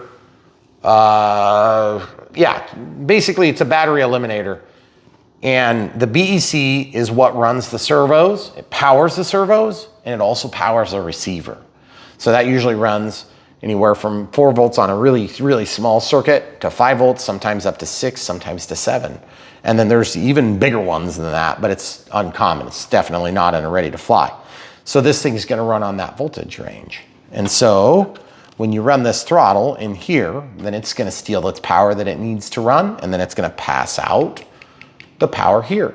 And so all of these red and brown wires are all in parallel to one degree or another. But then all of these signal wires are separate. And each of those channels have their own line. So in case you didn't already know that. And you don't need to know that to fly this plane. That's the beauty of this hobby. You can learn as much as you want or as little as you want, and you can still learn to fly. But I would highly recommend you learn as much as you can. Now, the other cool thing is when you're all said and done with this, you can actually plop this receiver right into that gigantic hole I was complaining about earlier. It looks like that'll slip right down under there. Is it going to? That'd be nice. It would be, but I don't want to have to bind it down there. So why don't we go ahead and do that next? I'd like this plane to be level when we start. So I think what I'm going to do is I'll go ahead and get a plane stand. You know what? This is a beginner plane. Let's not use a plane stand just for the sake of beginners. Let's stick it in the hole. Okay, so between two couch cushions, or not couch cushions. In my case, this is just a leather sofa with a recliner back, so we're sticking it there. And what we're gonna do is we're gonna fire this thing up for the first time. Is the battery charged? Doesn't really probably matter because we've got other batteries, but in this case, it looks like it's still going. So what we're gonna do is we'll take the XPC battery checker and see how far along we are in the charge sequence. And then look, I'm just gonna keep this for later and just sharing that with the world because the camera crew will not be annoyed at all that I did that. Marriage tip. Okay. 91%, that's pretty good. So this, we could keep going or we'll use it for our build. We're obviously not gonna fly. We're not gonna fly because it's dark. Don't fly in the dark, it's kind of dangerous. If you do intend to fly in the dark, make sure you got good lighting on there, and I would highly recommend against it. Also, make sure when you pick up your transmitter, the first thing you're gonna do is you're gonna notice that that throttle is up all the way. Okay, also we don't have the elevator attached. We're gonna wanna do that at some point. Throttle's down. Now, why haven't you done that, Brian? Because we don't know what position the servo's in. We need the servos to be absolutely centered before we stick those things in and make adjustments that might be necessary. And you're like, what do you mean by adjustments? I mean by this. Look, this goes into the servo's control horn, and then this gets adjusted in or out, and then this snaps on, and that's called a clevis, okay? So what we're gonna do now is we're gonna turn on our transmitter first. This is just the normal order of things. Now you may need to bind it differently, so just pay close attention to the steps. I'm putting all the switches and sticks into the center. I'm making sure we're in normal because we have a normal tail on this plane and all these are in the normal mode, okay? I'm not gonna do anything else. This may not work, but this is the protocol for normal, safe control of an aircraft. Because remember, who's responsible for this plane once you plug in the battery? You are. Not me, not your wife, even though you might try to blame her, not the guy next to you at the flying field, not the guy with the CB in the bushes laughing as planes with 73 megahertz crystals crash. Okay, not that guy. It's not his fault, even though you crashed. Why are you still flying with 73 megahertz? That's your fault. You need to watch BrianPhillipsRC more and you'll figure out what's going on and we can help you all the way up to the current rings. Okay, so that's the annoying beep that happens every minute. Okay, plugging this in. Okay, so it's in a fast flash. This should probably be flat, and it wasn't. And as you can see, it just armed the ESC. That's what that noise is. Beep, beep, beep, beep. Why is this thing demon possessed, you might be asking? That's the startup sequence for the vector stabilizer. Now, I don't know what mode we're in, but elevator's also not working. What's going on? Oh, that's right. I remember I never put this thing in, but we should be good to do that, but we have to make sure we're not on auto leveling. Also, ailerons, looks like we're going potentially wrong way, and then yaw, cool, and roll, and elevator. Now, the first thing I'm gonna do is I'm gonna control the plane and I'm gonna give it some throttle.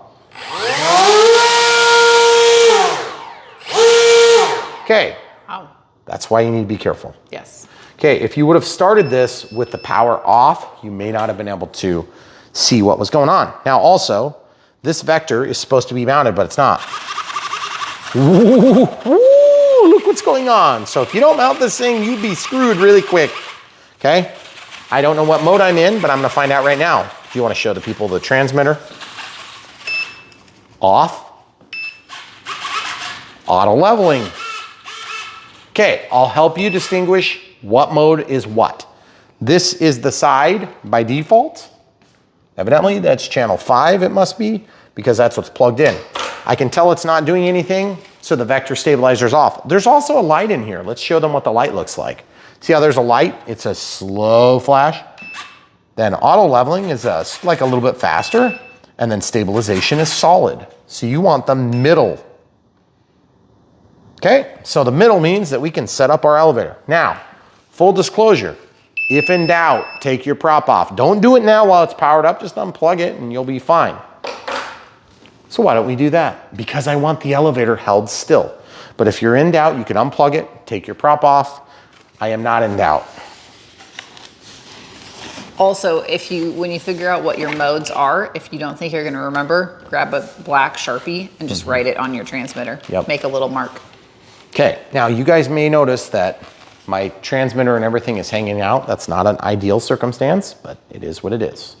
Okay, so they say the linkage rod installation for the horizontal stabilizer and elevator. Okay, this is a horizontal stabilizer, this is the elevator. The elevator is the part that moves, okay? They want us to stick it in the outside hole and the outside hole. So let's go ahead and do that. Camera crew, if you wanna try to get a better angle there for the people, I'll do this. Okay, so all I need to do is just stick that in and then rotate it. You know what, I had to dig into the foam a little to do that. I'm not thrilled about that. And then look how long that is. Wow. That's super long.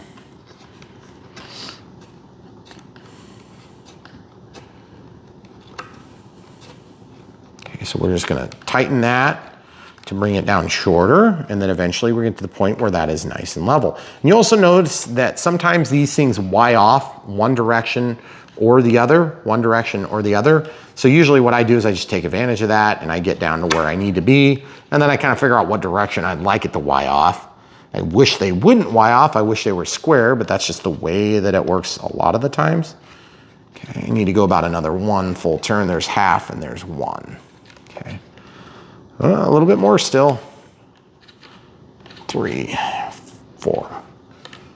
Now, why is this better than having the power off? Because the servo is going to go back to the home position. If I pull on this, it's resisting. Okay. Okay, so that's pretty close. Imagine this was, I'm going to just stick that little pin through, and you see, was it pointed down or is it pretty close? It's down just a hair. Okay, so I need to go out just a hair. Okay, so I'm gonna just use my fingernail to release this. You're kind of making a shadow right there. Can you go, go over my right shoulder? See if we can do that. Okay, so we're gonna go out just like half of a turn, but then look what's gonna happen, guys. Compromise. See, now that's gonna pull toward the inside. I think we gotta do that though. And that's just the luck of the draw, folks, is you never really know exactly how that's gonna line up. Oops, that would give you more authority, and that's gonna give you less, or excuse me, that's gonna give you the maximum output. Or I'm sorry, I'm gonna stop and say that again correctly because I know I'm gonna get brutalized in the comments if I don't.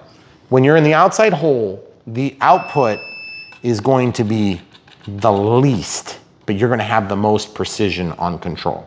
If you go to the inside hole, it's actually gonna move the control surface further. You're gonna have the most output, but it's gonna give you the least precision. If you go to the middle, it's somewhere in the middle. And if you go to the outside on this end, you're gonna have the least output. So it's good for a beginner because most beginners tend to over control planes. Now, the other thing about that is you'll note that I put that in and it's kind of at an angle. That's not good. I'm gonna fix that by popping this out. See how easy that was? When they're high quality, it's easy. I'm gonna take 3 fingers and just hold that thing rock solid and give it a little teeny bit of a tweak. It's really hard to get that last little bit of a turn, okay? So now I'm gonna pop this through the outside hole. Now, if you want even more output, you can go to the inside hole there and it will move the elevator more. But you can also get less and less output by moving through these holes. So you go to the inside hole, it's gonna give you even less output. You go to the outside hole, it's gonna give you the most output. If you go to the middle, it's somewhere in the middle. But the diagram in the manual suggests that we go to the outside hole and the outside hole, so that's what we're doing today. Now the reason we're doing that is because there is a flight controller involved. Now let's go ahead and move the elevator and see what happens. Okay, so it moves, everything seems fine. We're safe, it's obviously not running the prop, so we're safe there. I'm gonna get this under control here.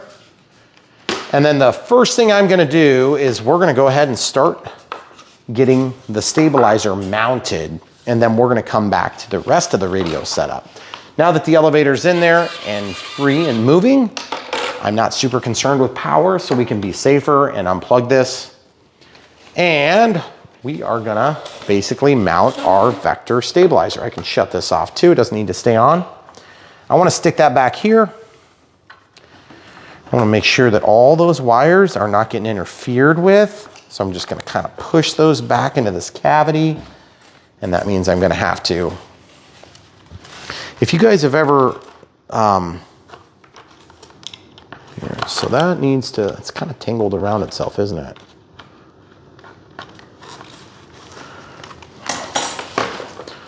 Okay, so I've got a game plan. Now you want those leads coming forward. That's the way it's been designed. The trick of the day is, another trick of the day is, suppose you have a vector that's left over from a crash victim, meaning a plane that you've crashed, and you want to use it in another plane. As simple as that, right? So it's stuck down there. Get it nice and straight and nice and square and nice and flat. Say you have a crash victim and you want to take this out of this plane and move it to another, but your axis of control are not quite right. Like when you move the elevator, it moves up. But you need the elevator, you can actually take that vector and move it to the side. And then the elevator becomes the rudder and the rudder becomes the elevator. So you can trick the stabilizer into behaving a certain way. Now, generally the vectors are mounted flat like this, but sometimes it's like there's not enough room in a particular plane, or you wanna just kind of trick the system. What you can do is you can move that and then just switch the control axis as they're silk screened on that controller. Okay? So as they're marked on there. The little paint is called silk screen. Okay, so you see this? Now we're already bound, so we don't need to press that little bind button. There's a bind button there, I believe. See how it says bind, but it's reflective, trying to block that reflection. So if you were to press that, it's pretty small. It's kind of hard to get to. But I'm gonna take this and try to stuff it down in there so that it's totally out of the way. And we can always recover it by pulling those wires. It's a little bit hard on everything. Is that a closed cavity in there? The antenna is wanting to coil up on me. Maybe I'll send it the other direction. Like this. See how I did that? Because then as I push that through, you want to be nice to your cabling, especially your antenna, because it's a coax cable. Okay. I think it's going to go. I think it could go. And it is. It's in there. Cool. That's really nice. I didn't know for sure if that was going to work. Now, you'll note that I'm pushing on the side that's coming out of the vector and not the side that's plugged in here, because I don't want to accidentally unplug those wires. I'm going to use this just to make it easy on myself, plus my finger has a cut on it. It's got an owie.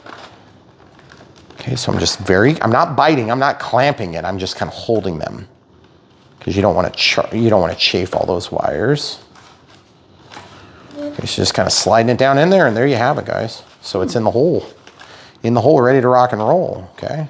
Can I show them up close when you're good with that? And then those wires back there, as ugly as that looks, it's maybe not great, but it's not a huge issue either. I'm just taking, kind of get those down so that they're out of the way, not blocking all the airflow. But it's not gonna really matter because that stuff is not gonna get moved from there. Okay. So guys, if you have questions about the way this is wired, I'm gonna remind you that we may be doing this video and then you might be watching it like 2 or 3 years later. So honestly, what you see is kind of like what we know.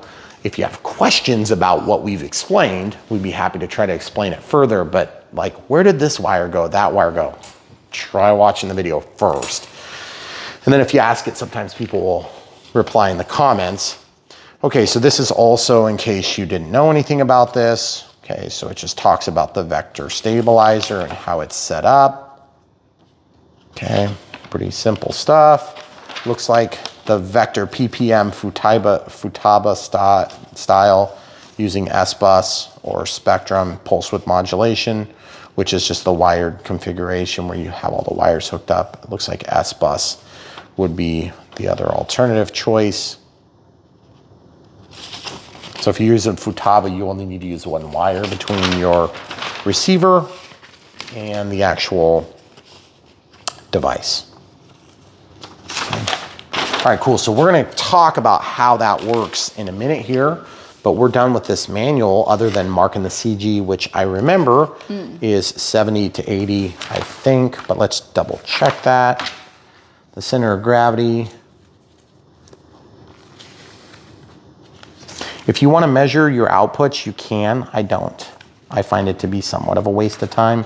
And then if you're in any doubt, if you have to fix something, it shows you where you're supposed to put them, and it's in the outside of the control horn on the surface and the outside of the control horn on the 70 to 80 millimeters. Okay, so let's do that since we have everything physically intact now, because then we can measure that kind of simultaneously. Now, if you don't have an apparatus like this, which is just a digital caliper, then you can just use a tape measure, or you can use a regular ruler, whatever's easy for you. What color is this? I'll just use Blue, black. blue, probably. Let's do blue, because it's blue color scheme.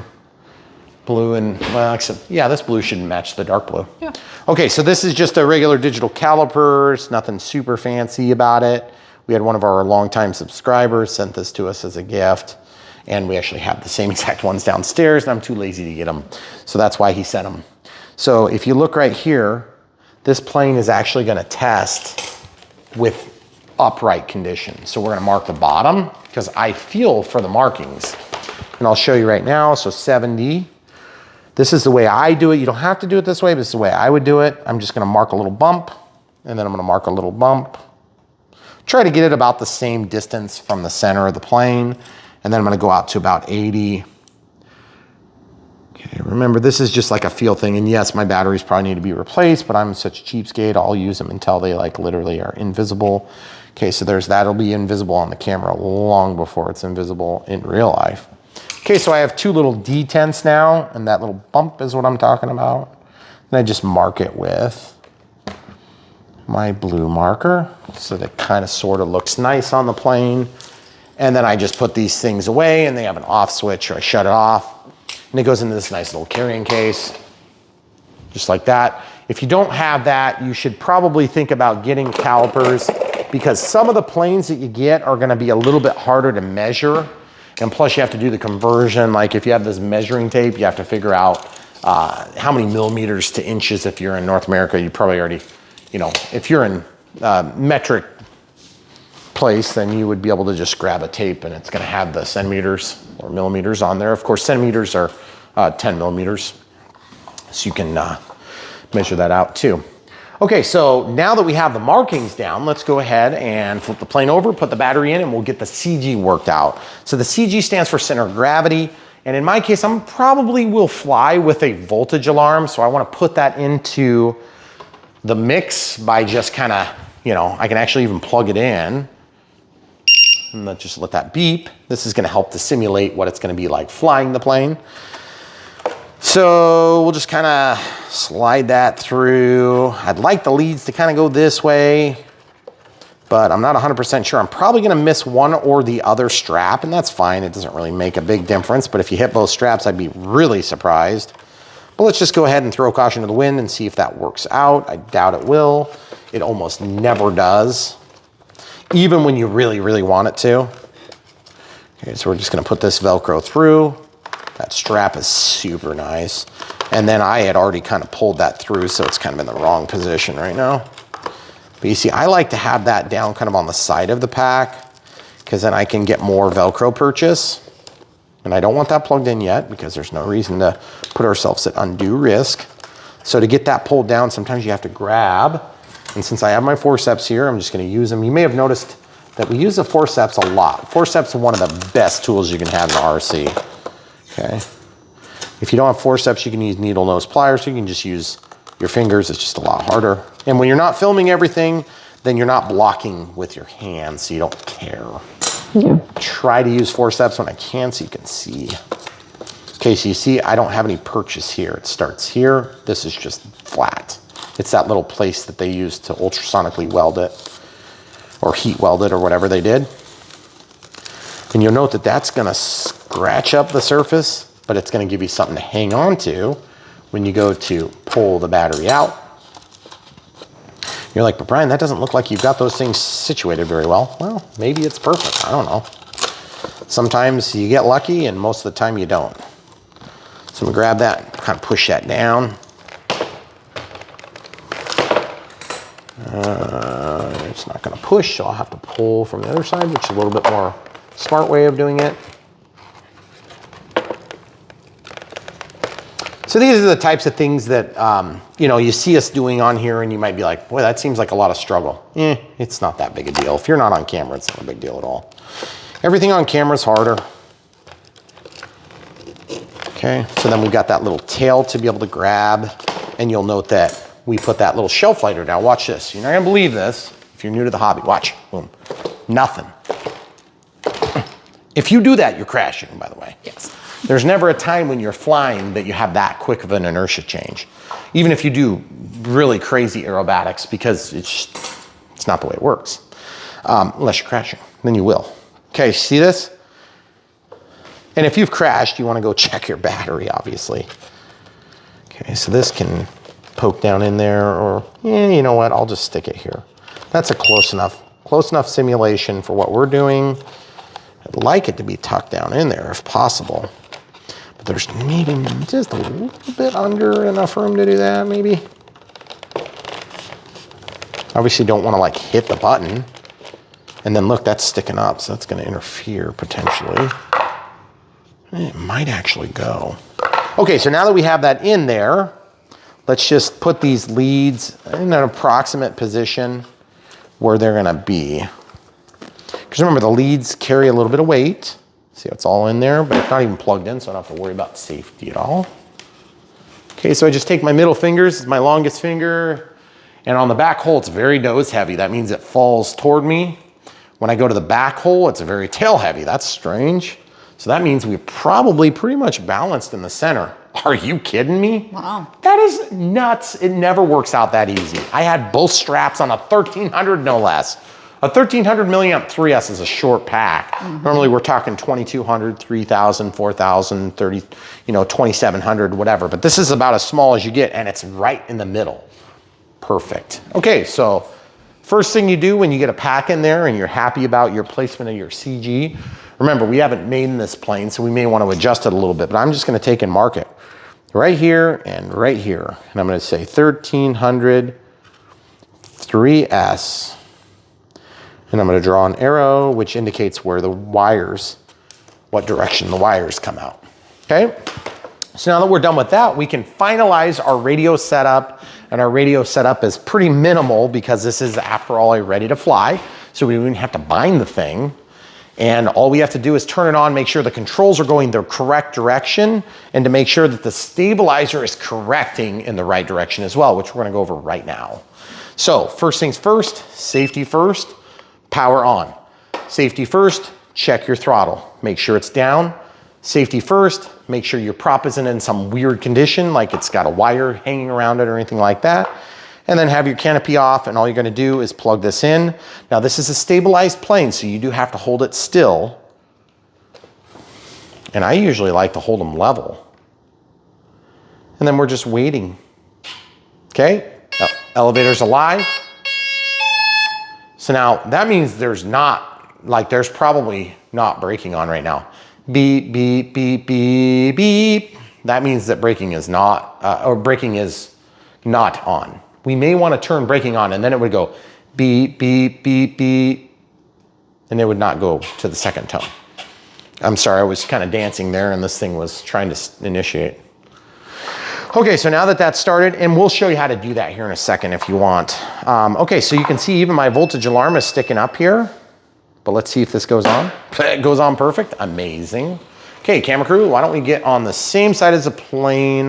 And what we're gonna do is we're gonna look at the control surfaces right now. We're gonna make sure this is lined up. Looks perfect to me. On the rudder, the elevator we already confirmed. It looks like this aileron is just a little bit off. See how it's down just a hair? See how this one's pretty close? I don't think that's auto leveling at all. Nope, it's just a little bit off. Now, there's two ways that you can correct that. One, let's show the people at home what we're talking about. You see this, how this is just down just a hair? And then over here, watch this. This one here is just up a hair, okay? Is that an initiation? Not yet. Because watch this. My ailerons are going backward, I think. Nope, that's correct. So that would roll the plane this way. That would roll the plane this way. This would pull the nose up or pivot on the center of gravity. This would push it down, pull it up, push it down. And then of course, yaw. That would yaw the plane that way or yaw the plane that way. Not turn, but yaw, because turn means more than one thing in aviation terms, okay? So now what we need to do is we need to go ahead and verify that we're not gonna have that prop start on us, so we're careful, and we're gonna flip this plane over, and we're gonna just fix this so that that thing is flush, and then we'll do the same thing over here. So how do we do that? We pull this little gas tubing back, we pull this off, and then we need this to go out just a hair to make that flatten up. So I would say probably half a turn, so I'm just take a seat, it's a little easier to do. So just pop this out, and then I'm gonna go out half a turn, so there's one. Oh, that one turned real easy. Makes it a lot easier to adjust. Okay, on the outside hole, look how much nicer that is, guys. That's like perfect now. Snap that, slide it out. Now remember, you don't have to do these little nitpicky steps, but you also don't have to have a good Maiden. If you don't do the nitpicky steps, you're probably gonna be disappointed because you're gonna have more trimming to do. It's gonna wanna fly and start rolling on you, and I'll show you how to avoid that too. Okay, so you see this one's now low, okay? So I'm gonna slide that back, that little gas tube, fuel tube. I'm gonna take the side, I can tell where the little tip is stuck through, so I just take the opposite side with my thumbnail and pop it off. And then all I need to do is I need to pull this in probably about the same amount, which is half a turn. Okay, half a turn, and then we'll just slip that back through, snap it. That's pretty dang close. I don't know. If I go another one, it's gonna be too much. I think so. Yeah, so that's pretty stinking good. Show them down the length of the wing. See what I'm talking about, folks? Okay, so we're good there. Now let's talk about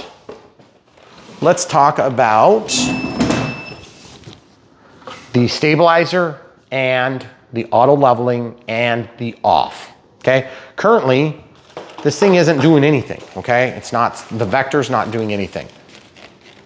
You can't hear anything. Now you can.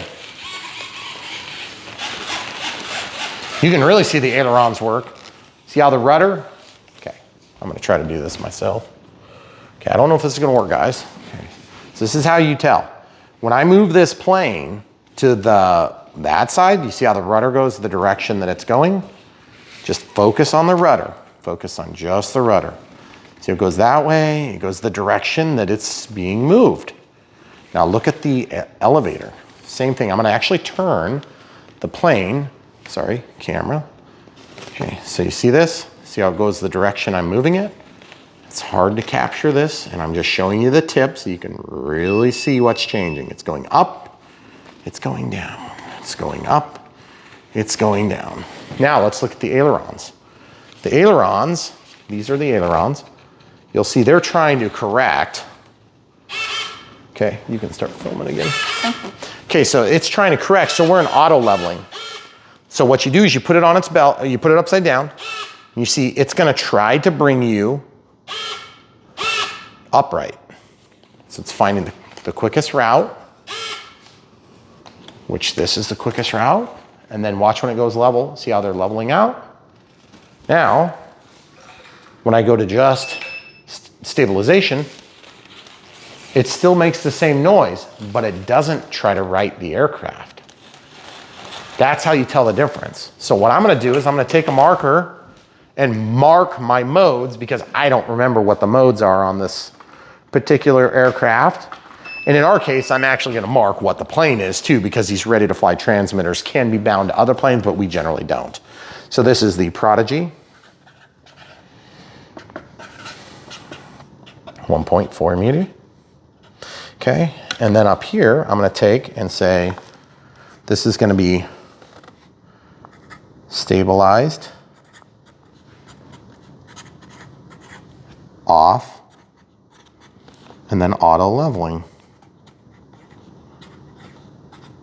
Now, of course, you don't have to mark yours like that, but off means nothing happens. So when environmental impact happens to your plane, like wind pushes the wing up, or it makes the nose veer to the right or to the left, then you're just gonna veer, okay? So it makes it harder to fly, but it's a little bit more agile. Nothing. You guys don't hear it correcting. I don't see it correcting because it isn't. Now it is, now it's not, now it is. Okay, so stabilization is the way I fly, but for a hand launch, you'll probably put it into auto leveling and you'll just throw it, right? And then you'll throw it and watch, look how close I am to where that prop is, guys.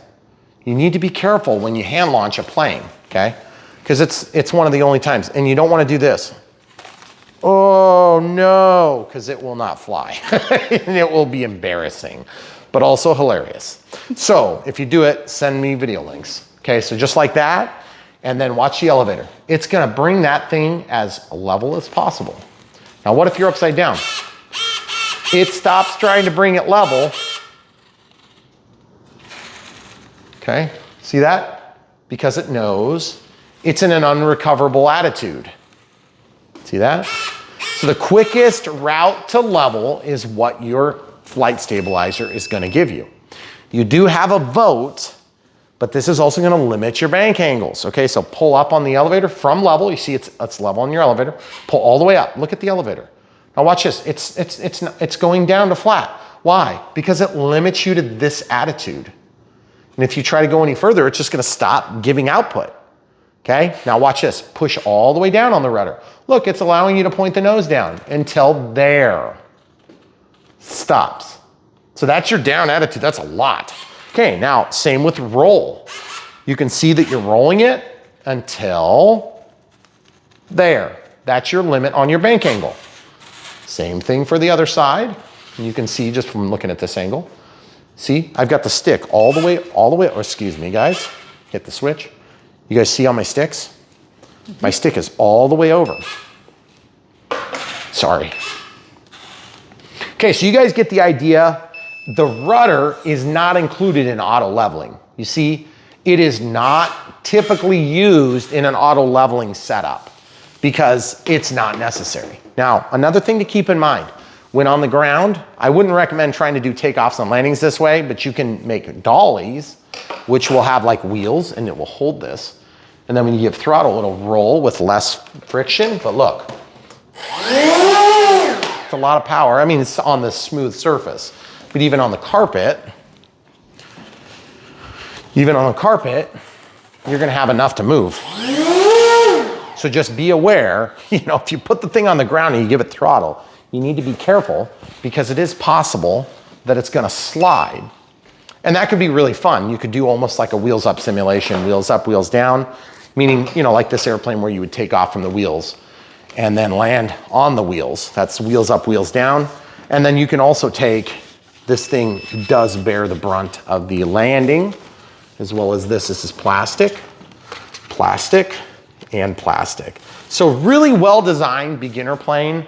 And we're gonna close out with this, guys. If you wanna help support the channel, buy these planes from the links. If you absolutely just can't fathom buying this, or maybe you're a little bit beyond this and you don't want to buy the F-86, you don't want that Cessna Longitude off to the left, or one of the little planes over there. Of course, we got hundreds of them listed down below. You can go to BrianPhillipsRC and check out the different links. Those links will take you to our affiliate partners, and that's one of the ways that you can help support us, is after you watch a long video like this and you're like, man, you answered more questions than I even knew I had, then you can go to those links and you can support us a little bit by buying these planes for a regular price. You don't pay any extra for it. You can use all your RC bucks and coupon codes and all that stuff that you want.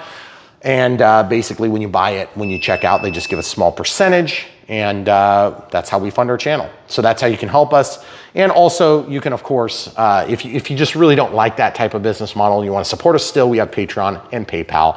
Patreon, of course, is like a monthly support.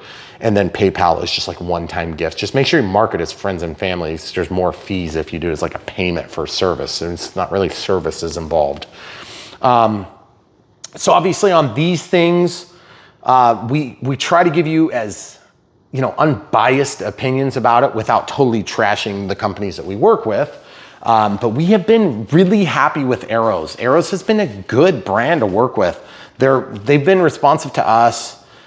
They've also been really putting out some good products. So we're really happy with that. And of course, we work with a lot of big companies, and we like the product that's coming out in general right now. We feel like there's been some big advances in the short period of time, and we're getting auto leveling in just about any plane now, which is really huge for you. If you're a beginner in this hobby, you've never picked a better time to be in the hobby than right now, because it used to be a lot harder to learn to fly.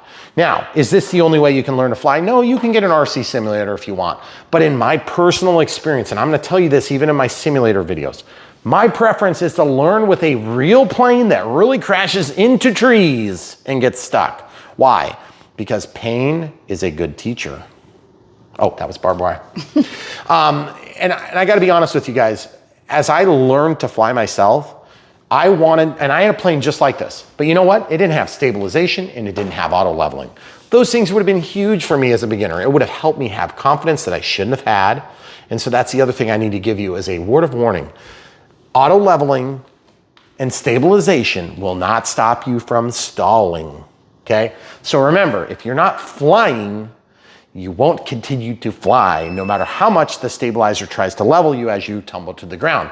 Secondarily, there's certain rules of the road. If you really want to know about them, go to knowbeforeyouFly.org, and you can learn all about the government overreach involved in that. We don't give them free promotion very often, but if you are new to the hobby, we want to talk about that for a few minutes. 250 grams or above, you need to be careful because there are some rules you need to follow. It's pretty simple. You pay a couple of bucks, you get a little license thing, you put a number on here. We put ours really small and hard to read because we put all our stuff on the World Wide Web. We don't want somebody to take it and then crash into somebody and hurt them, and then we get sued over it, okay? So follow the rules as you see fit. I'm not a lawyer. I don't give out advice about legal things because it's really up to you to decide how you want to follow those rules or not. But at the end of the day, just remember, the best way to keep people happy about this hobby is to help them enjoy it and not to run away and hide from every Karen on the planet, because there's a lot of them anymore, it seems like. And if you find something wrong with this hobby, of all the terrible things going on in the world and you can't get over this, I don't know what to tell you. But these things are defined as drones, even though they aren't drones at all, and everybody knows it, including the FAA. They're too foolish to distinguish between this plane and a drone, which has 4 rotors or 10 or 20 or 30 and, you know, gimbals and cameras and GPS coordinates and all this stuff. This thing has stabilization and auto leveling, sure, but it basically is an airplane that you're flying for recreational purposes, and that's the way it should be, and it's beautiful and it's awesome. And also another Arrows product here, which we just did not too long ago, F-86, very good plane. And we bring all of the latest and greatest that we can get our hands on here at BrianPhillipsRC, so we hope you come back for more. If you have questions, leave them in the comments below. We'll do our very best to get to you. When we get really behind, if it's a couple of weeks, just ask another question and I'll try to get to it. I kind of work in reverse order, so you may notice that if it's been a couple of weeks and I haven't answered, just ask again and I might catch it before I get to your original one, and I'll go back and notice that. Just don't do it 17 times because that does get a little bit annoying. Any other thoughts? And sometimes somebody else will jump in and answer, answer the question. Yeah. So, which we're not necessarily asking you to do that, by the way. It's just one of those, like, there's only so many places I can be at once, and I do work full-time job. My camera crew is super supportive of this endeavor. She's been working on BrianPhillipsRC.com, which is just www.BrianPhillipsRC.com, and it's going to mirror a lot of what you can find on YouTube, but it's a little bit easier to find what you're looking for. Yep, so we don't really mean to detract either direction. We don't care where you start, but at the end of the day, if you want to support us, you just buy from the links. Simple as that.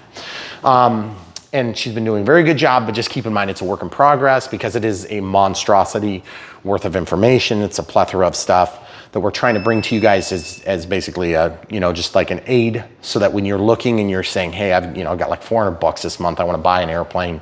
Like, do I want to buy, this or that, or do I want to buy this, or do I want to, my wife is probably going to let me get away with a $250 purchase. Like, what can I get? So we don't do a lot of sorting by prices because the price is changing so much right now. And that's the second thing we want to talk about right now. And that is, if you like a plane and you want to buy it and it's in stock, don't wait. Yeah. Okay? because by the time it comes back into stock, it might be more expensive, and that's just the reality of the world we live in. And we didn't start this fire. Isn't that what that song says? Yeah. But we are definitely in it with you. So please, if you like this Prodigy and it's in stock, buy it for yourself today. You won't be disappointed. And hopefully the flight went really well. Camera crew had something? Well, I was just gonna say, if you're looking on the website right now, you have to look kind of by brand. But eventually, hopefully, I'll have an option where you can look for beginner Styles. planes, jets, you know, different sizes. But for now, I'm just trying to get all the links there, because we can't put them all in the video description. What you see, if you click the description, we've It's what we can way fit. more planes than that, but that's just what can fit. So the website will eventually hold all of those things. All of it. And plus, what you guys also probably don't know, if you're new to the channel, you don't realize that we have probably 1,600 videos now, something like that. Yeah, it might be and a lot every more. time that a vendor discontinues a plane and then re-releases it with like a version 2, they make a new link, and that hyperlink has to then be updated in thousands of locations. And anybody who's done any website work understands how impossible that is. And it will literally take Megan and I weeks to get the first maybe 100 videos done. Yeah. It's just, it takes a ton of time. So if you guys ever do see a broken link, and you've been super good about this, so thank you very much, guys. We go in, we vet it, we make sure it's not broken. Maybe sometimes it's on your end, but generally speaking, if we have a link that's old, we'll fix it as best we can. Sometimes planes get discontinued, and then like the replacement V2 or V3 or whatever it is, doesn't always get updated by us. So we apologize in those cases if you're in a hurry to get something bought because you're afraid it might go out of stock, or you've got money burning a hole in your pocket, or you think your wife's gonna be gone for like 3 days, you might be able to get the ship before she comes home. And by the way, another trick I heard, and I told somebody I was gonna totally steal this, just talk about the snake in the basement. Great trick. You could get tons of stuff in our basement if That's that right. was the case. If there were snakes in the basement. Snakes or spiders, whatever you prefer. Mice, anything. Mice, any of those things, just start talking about them on a regular basis. So anyway, Especially with Amazon links, because shipping, you know, like the voltage alarms that you talked about earlier, those change vendors all the time. All the time. So Yep. leave a comment and we'll get you a new link. yeah, exactly. And the other thing too is I was gonna say that when you're here to support us, if ever in doubt, we have the master links right at the very top.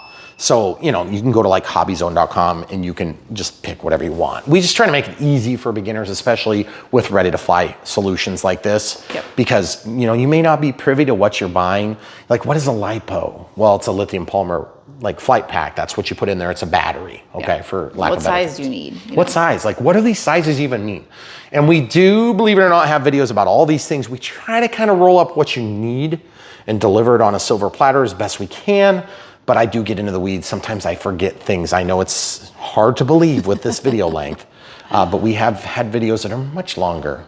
And this is hopefully gonna be just the right amount to get you in the air. And by the way, the first time you throw this with auto leveling and you're like, I wish the gliders I had as a 7-year-old kid flew that good, because it will automatically level the plane and it will fly forever and ever and ever. And it's so cool.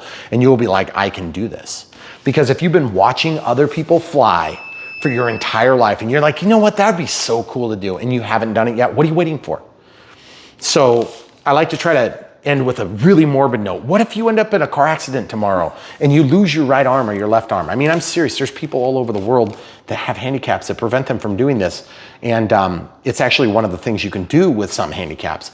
But at the end of the day, you're not guaranteed tomorrow. You're not guaranteed that you're gonna be able to do this, you know? And I'm not saying that you should, you know, like put off your family and taking care of your finances and, you know, showing up to work and things like that, unless you really hate your job and you got a lot of money sitting there and you just wanna start tomorrow and you don't mind saying, screw you, boss.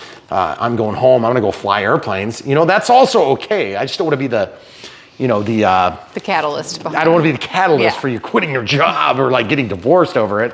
But at the end of the day, what are you waiting for? You know, it's not going to be any easier in 3 months.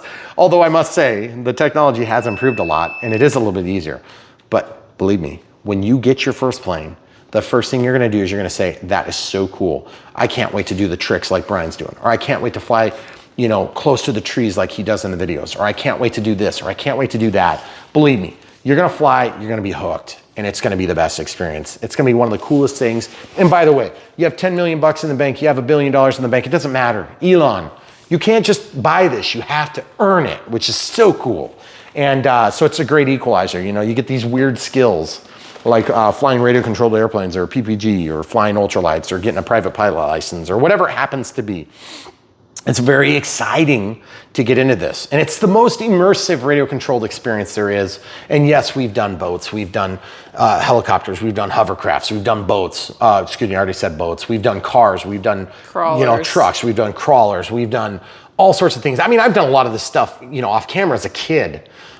So all of those things are super cool and really fun. We've done blimps. I mean, we've done all sorts of things, but the best and most all-inclusive, I mean, you know, helicopters are pretty cool too. Quads are pretty cool too. But aircraft are the only analog that you get a 3D environment. You don't have to build a track. You don't have to set up rocks to crawl upon. You don't have to, you know, find like a cool spot. You just go out into the air. It's the way it works. Now, granted, cool spots do improve that, but I can tell you this, flying radio controlled airplanes is where it's at. And fixed wing is where it's at. And some of you guys that have been in some of those other subsects of radio controlled will totally get what I'm saying when I say that. And if you're new, you probably won't believe me until you get into it. But I can tell you right now, this is where it's at. This is the most fun that you can have. And it is the closest analog to the real thing because you are really flying a real airplane, only small. So guys, with that, I leave you. Brian Phillips signing out. Stay tuned. So much more to come. We appreciate you guys every day coming back, watching tons of videos, buying stuff from the links, help support our channel. All these different things are much appreciated. And we hope that you guys like this plane as much as we did. Stay tuned. So much more to come.